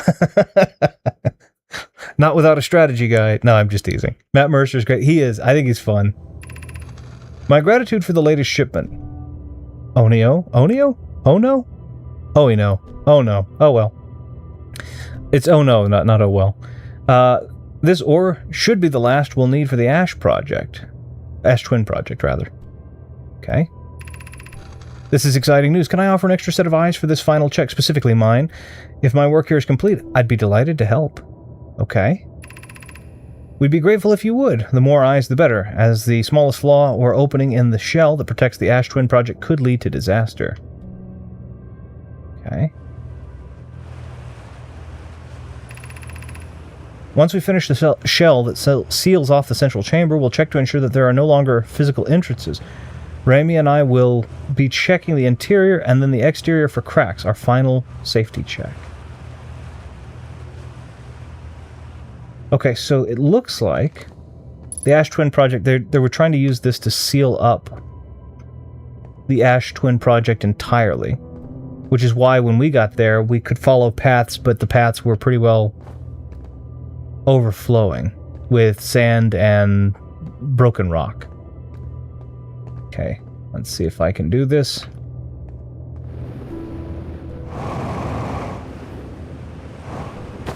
That'll do. Okay, hold on.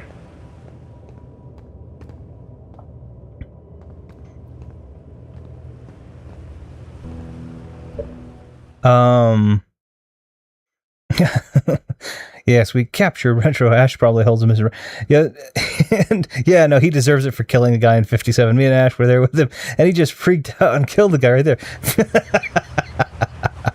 57. I knew my TARDIS landed at the wrong time again.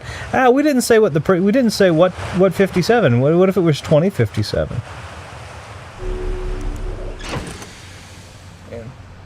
There's no indication of back in 57, right? Could have been forward in 57. Okay, so we actually have some stuff here kind of connecting some... This feels like the yarn, the red yarn on the wall with the pins. I think it's really cool because it feels like that. I'm probably going to cut it... I'm probably going to cut it here in about another 10 or so minutes because I think we have made some decent thread progress. As far as progress in the overall game, no idea. But in terms of in general, I think we've done okay. Okay, so here, so they said that there was a... So the White Hole project is... It seems like the Brittle Hollow is what's being... Okay, hold on. Let me do this real quick.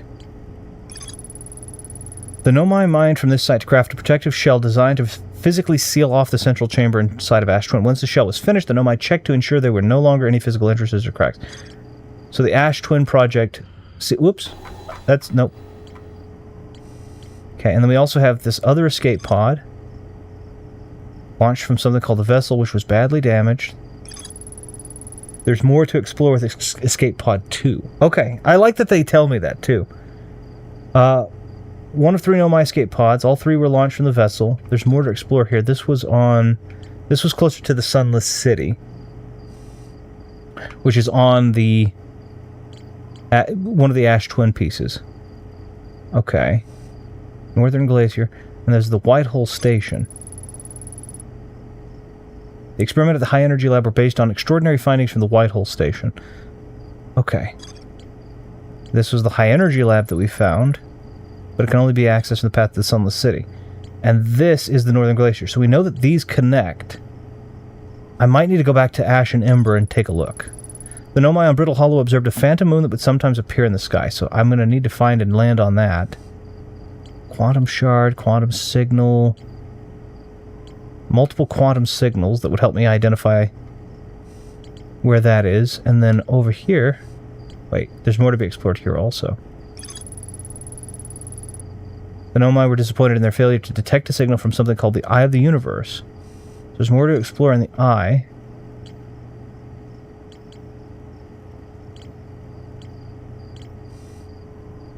Okay. Let's go and take a look at the Ash and Ember piece. I think 2657. It was 2657, I think. Or maybe that's what my TARDIS said it was, except I landed in 1957. Key difference. Looks good. Yeah, I think it's broken then. Go fix it. Just, you got this. Come on. We'll go ahead and refuel the jetpack for just now. We'll go ahead and return the suit. And I guess we're going to go ahead and get out of here. Back up we go. It's a surprise that nobody else decided to come out here and investigate. It's on our own planet. There's a giant hole. And we have spaceships. So it's like, this shouldn't... I would have thought that would have been a thing to check. But to be fair, it wasn't my first thing to check either. I kind of want to try to land on the sun, but I know it's going to kill me, so I won't do that. Landing on suns. S-U-N. Not good. Not good for your health. Landing on suns, S-O-N, not good for their health. So, what do we have here? Let's take... It's really nice. Like, there's definitely this element of... And obviously it's space, so there are really only two places you're going to get that space or underwater. This kind of floaty... What is that?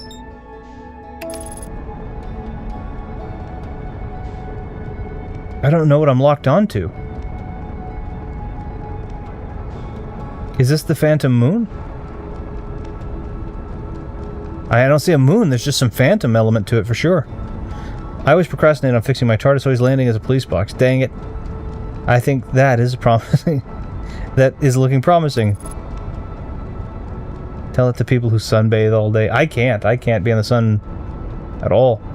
Is it so? It says it's 24 kilometers, which means it's a long freaking way away. So maybe it's not the Phantom Moon. Maybe it's just a matter of being so far away.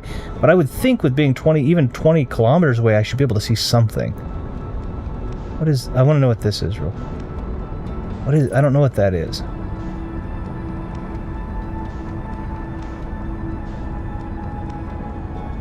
That looks like that could be. Oh, now I can see something. What is it? It's a ship.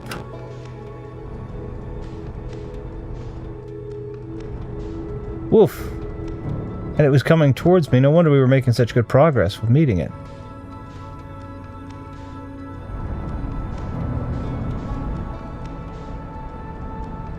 It's not a ship. Whatever it is also not going in a straight line. It's making a bunch of... There's no way I can land on it, though, so... It's making a bunch of back and forth. It doesn't seem to be attacking me. Okay. What is that? That's a ship. Okay, I know what that is. That's the Northern Glacier. So I need to see...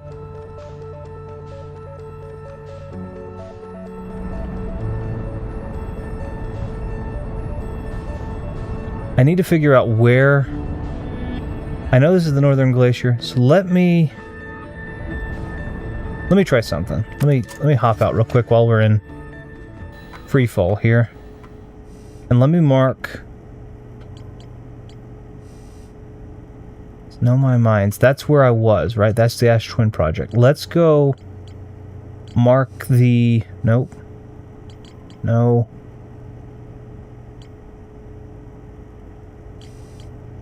Village, 0GK. That's already stuff we've done. Eye signal locator. I know we've got more to do with that firstly. Southern Observatory. I need to know... I need to go back to where the... Can I mark... Yes.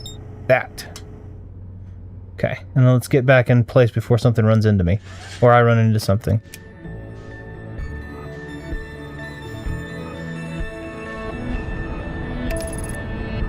Okay. I'm gonna hop on autopilot real quick. Those things always fly past my ship, but I guess I'll know later what to do with them. I have no idea. Because you can't land on them. They're too little. So it's like, I don't know what to do with it. Okay, we are aligned.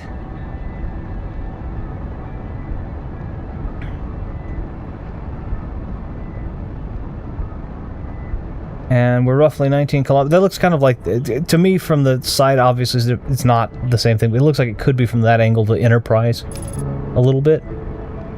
Those things always fly past my ship, though. It's just doing whatever the heck they're doing. So if I could land it, it'd be nice. Or if it's got some sort of a way for me to get out of the ship and just jetpack my way to it, and then it would let me in. But that's the other thing, is I don't see anybody who's letting me board. Okay, was this not the thing that I marked? It's another ship. Oh, I marked the wrong thing. Gosh dang it. That's fine.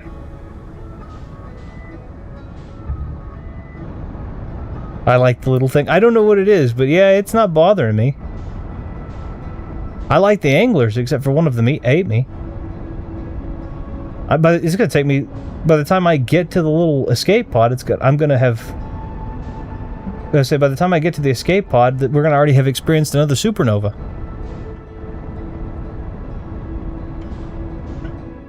Okay, there it is. There's the escape pod. Lock on. Let me get myself aligned.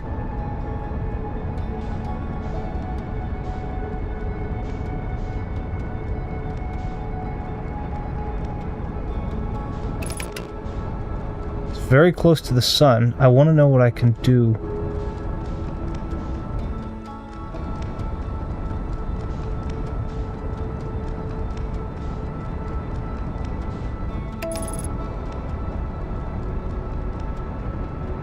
On the other side. Okay, let's not do that. You're going to fly me right into the sun. I need to be careful to not get caught into the sun's pull. Sun's gravity.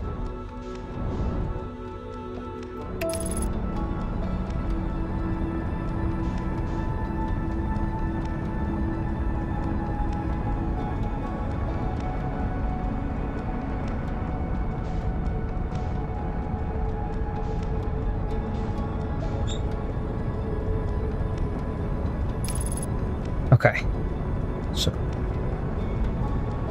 it's very weird though, because sometimes you'll do what you're doing to try to get closer and it just doesn't feel like you're going anywhere.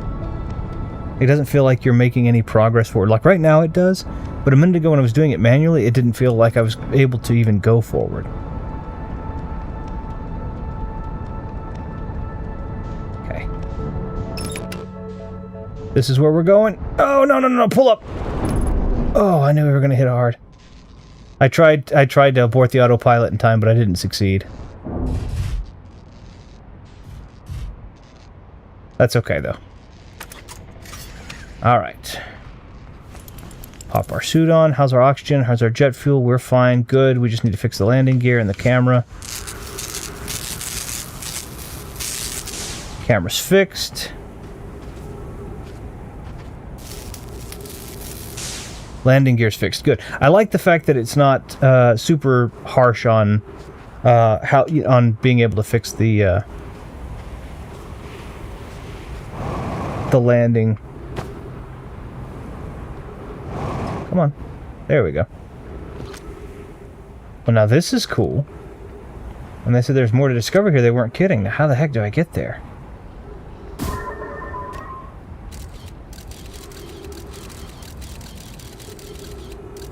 I don't understand. I want down in there.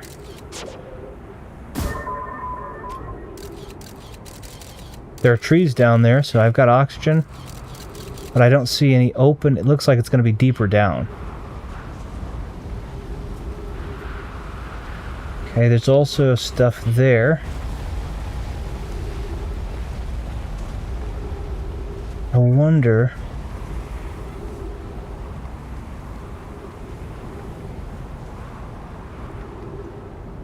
That's my ship. Where's the... Okay, where's the escape pod? Let me... Is it down in there? Let me call that back. The sun's getting red, so the supernova is probably fairly...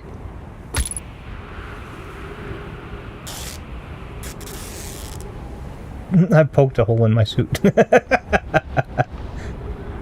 It's probably going critical pretty soon. Sorry, I bumped the mic. It's probably going critical pretty soon. So I need to see if I can figure out a way in.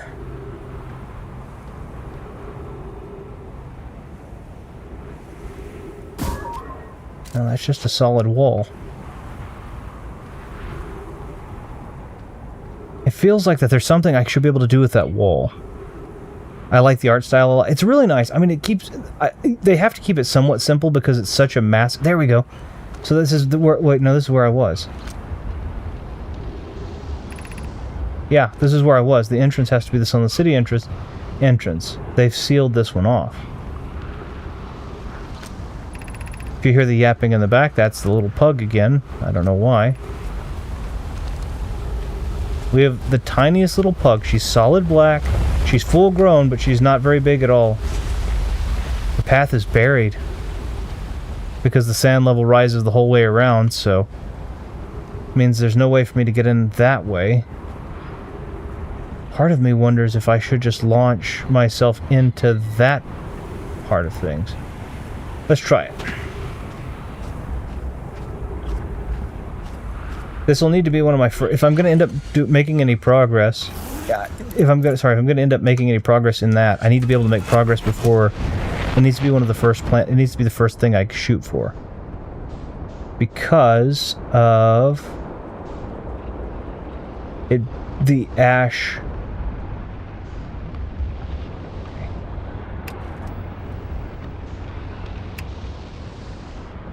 Okay, come on, right there, right there, right there.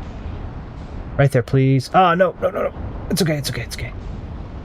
Very careful. I need to, because the, as this, right here, that'll be fine.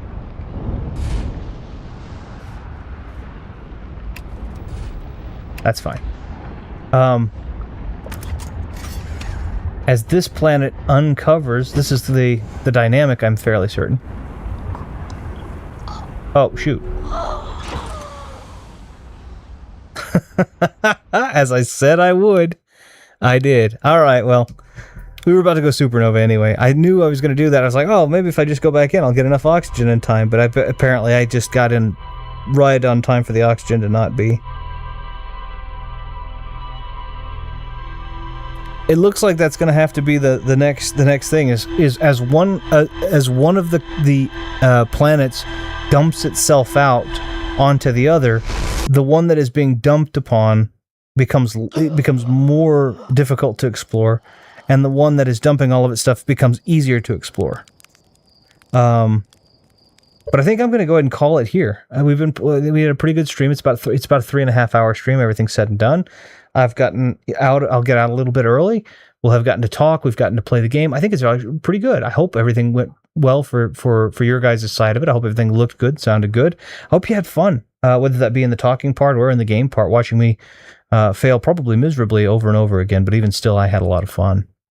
Let me go ahead and try to. You're gonna hear my squeaky little boom arm here again, as I try to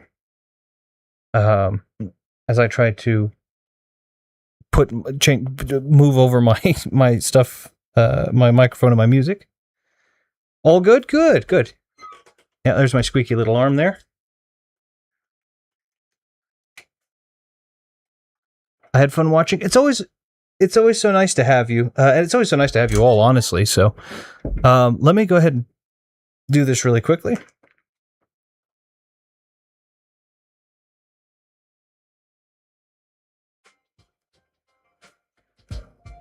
There we go. There we are. It's always a lot of fun to have you guys in and talking with me and just going through all of this. It's a lot of fun. It's really nice, and I very much appreciate you all for coming in and talking with me and watching me play the game and helping to guide me. Daiwi, thank you very much for helping to guide me. As I like the little... it's the perfect balance of being cryptic enough for me to solve the mystery, but also looking at me and going, hey, look, there is a thing up there. And I'm like, oh, okay, I got you. So I really am enjoying this game, though. It's really fun. I don't know if I'm doing any kind of good. Probably not.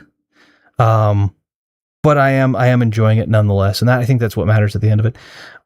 As for future, because we did kind of get into it a little bit, as much as I'm enjoying this game, I'm going to take my time playing this game, but once I've passed this game, I do have a couple of games that I'm interested in playing in the future. A couple of those would be the aforementioned Deus Ex and the aforementioned Witcher 3. So if any of you have thoughts on what exactly you might like out of something like that, or if we go into a more retro-orientated thing, let me know. I'd be interested in hearing. But I think those are kind of the ones I'm looking into. If we play Deus Ex, it'll probably be a special augmented edition, which was actually only available on the Wii U, which I thought might be kind of an interesting thing to show off, which is about 15 years old. The Wii U version isn't, obviously, but the original version was. And then Witcher 3, of course, is 10 and a half, so be interesting. Retro fun fact. Okay, the planets don't orbit the sun because they're animated to do so.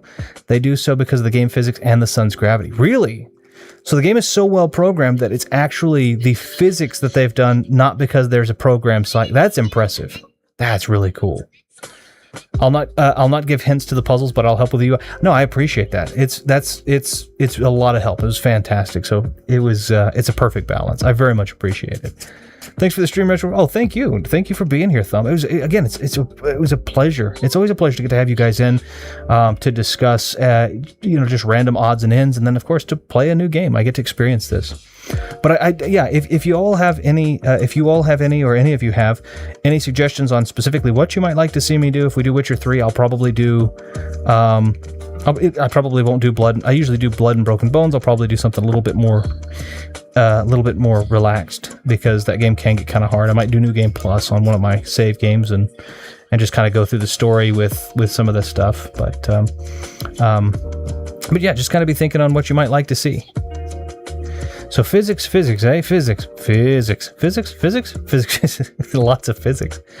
I like the fact that, I think that that's really cool. The fact that they have some, I mean, we took a look at it, and I was talking about spaghettification, right? This last time, which is the act of going through a black hole causes, type of death that going through a black hole causes, or it's the name that we've named for going through a black hole and the type of death that it causes. And I think that's a really interesting thing. But we actually can see in the imagery it kind of folding our perception of dimensionality on itself, which is what people say is probably the way that it would look, is you would have these kind of folded space-time, so it's conceptualized as actual foldings around the void. And I think that's such a cool way that they've done that. They've captured these images that we've kind of only speculated on. As far as I know, we haven't actually been able to see, because you put equipment there and the equipment is either crushed or lost. You put a person there, they die. So it's like they've really done a great job of realizing a lot of this. And then, of course, the things we know. I like the fact that the planets have different gravities, and the physics are all dependent on, if that's the case, if what you're saying is completely true, which I believe it is 100%, it means that the gravity is based strictly upon a physics system, because we don't only have the amount of gravity that is being forced out to keep the planets in orbit via the sun, we also have the amount of gravity based on planet density and then their relative spins also. So it's like, man, there had to be so many different things that you had to look at and program into this in order for it to work even remotely well, and it does. But of course, if you take a look at what I've done and been an idiot, I ruin all of that to just step outside without my suit on and die of oxygen deprivation. So, at any rate, a huge thank you to all of you who showed up to say hi. There were so many people that just kind of showed, and I don't need a lot of people to just come in and say hi, and it's never about the numbers, but it's just always such a pleasure when I see friends, new and old, getting to come in and just say hi and tell me that they're having a great day, or they're having a great time, or discuss something like AI. It's always such a pleasure, and I really am thankful. So a huge thank you to Fighting Max and to Daiwi for coming in and talking about AI, to Viddy, to Miss Maggie, it's such a pleasure to see you, and to Mr. Bogus as well. Again, always so great to get to see you all. And then, of course, thank you to Ash, who's popped in and been a constant for this past half decade. And Thumb, you know what, Thumb and Viddy, you got to think about this too. Thumb and Viddy, you guys have been talking with me, and we've been exchanging streams and stuff for now. It's been about a half of a decade. We're talking about 5 going on 6 years just about, because I believe that for the majority of us, it's been about since 2020. Excuse me. Since about 2020, For some of you, it may have been coming closer to 2021. It's such a pleasure to have gotten to speak with you guys for so long. But my goodness, it's such a cool thing. It's such a cool thing, and now it's been years for even some of the newer ones. It's been years, and I don't know. It's just such a like it's overwhelming to see such great people in such a small community. It's just really. It's a really nice. It's such a nice thing. I can't even put to words. So, but thank you all so much, and to the newest, Daiwi, thank you so much for being here.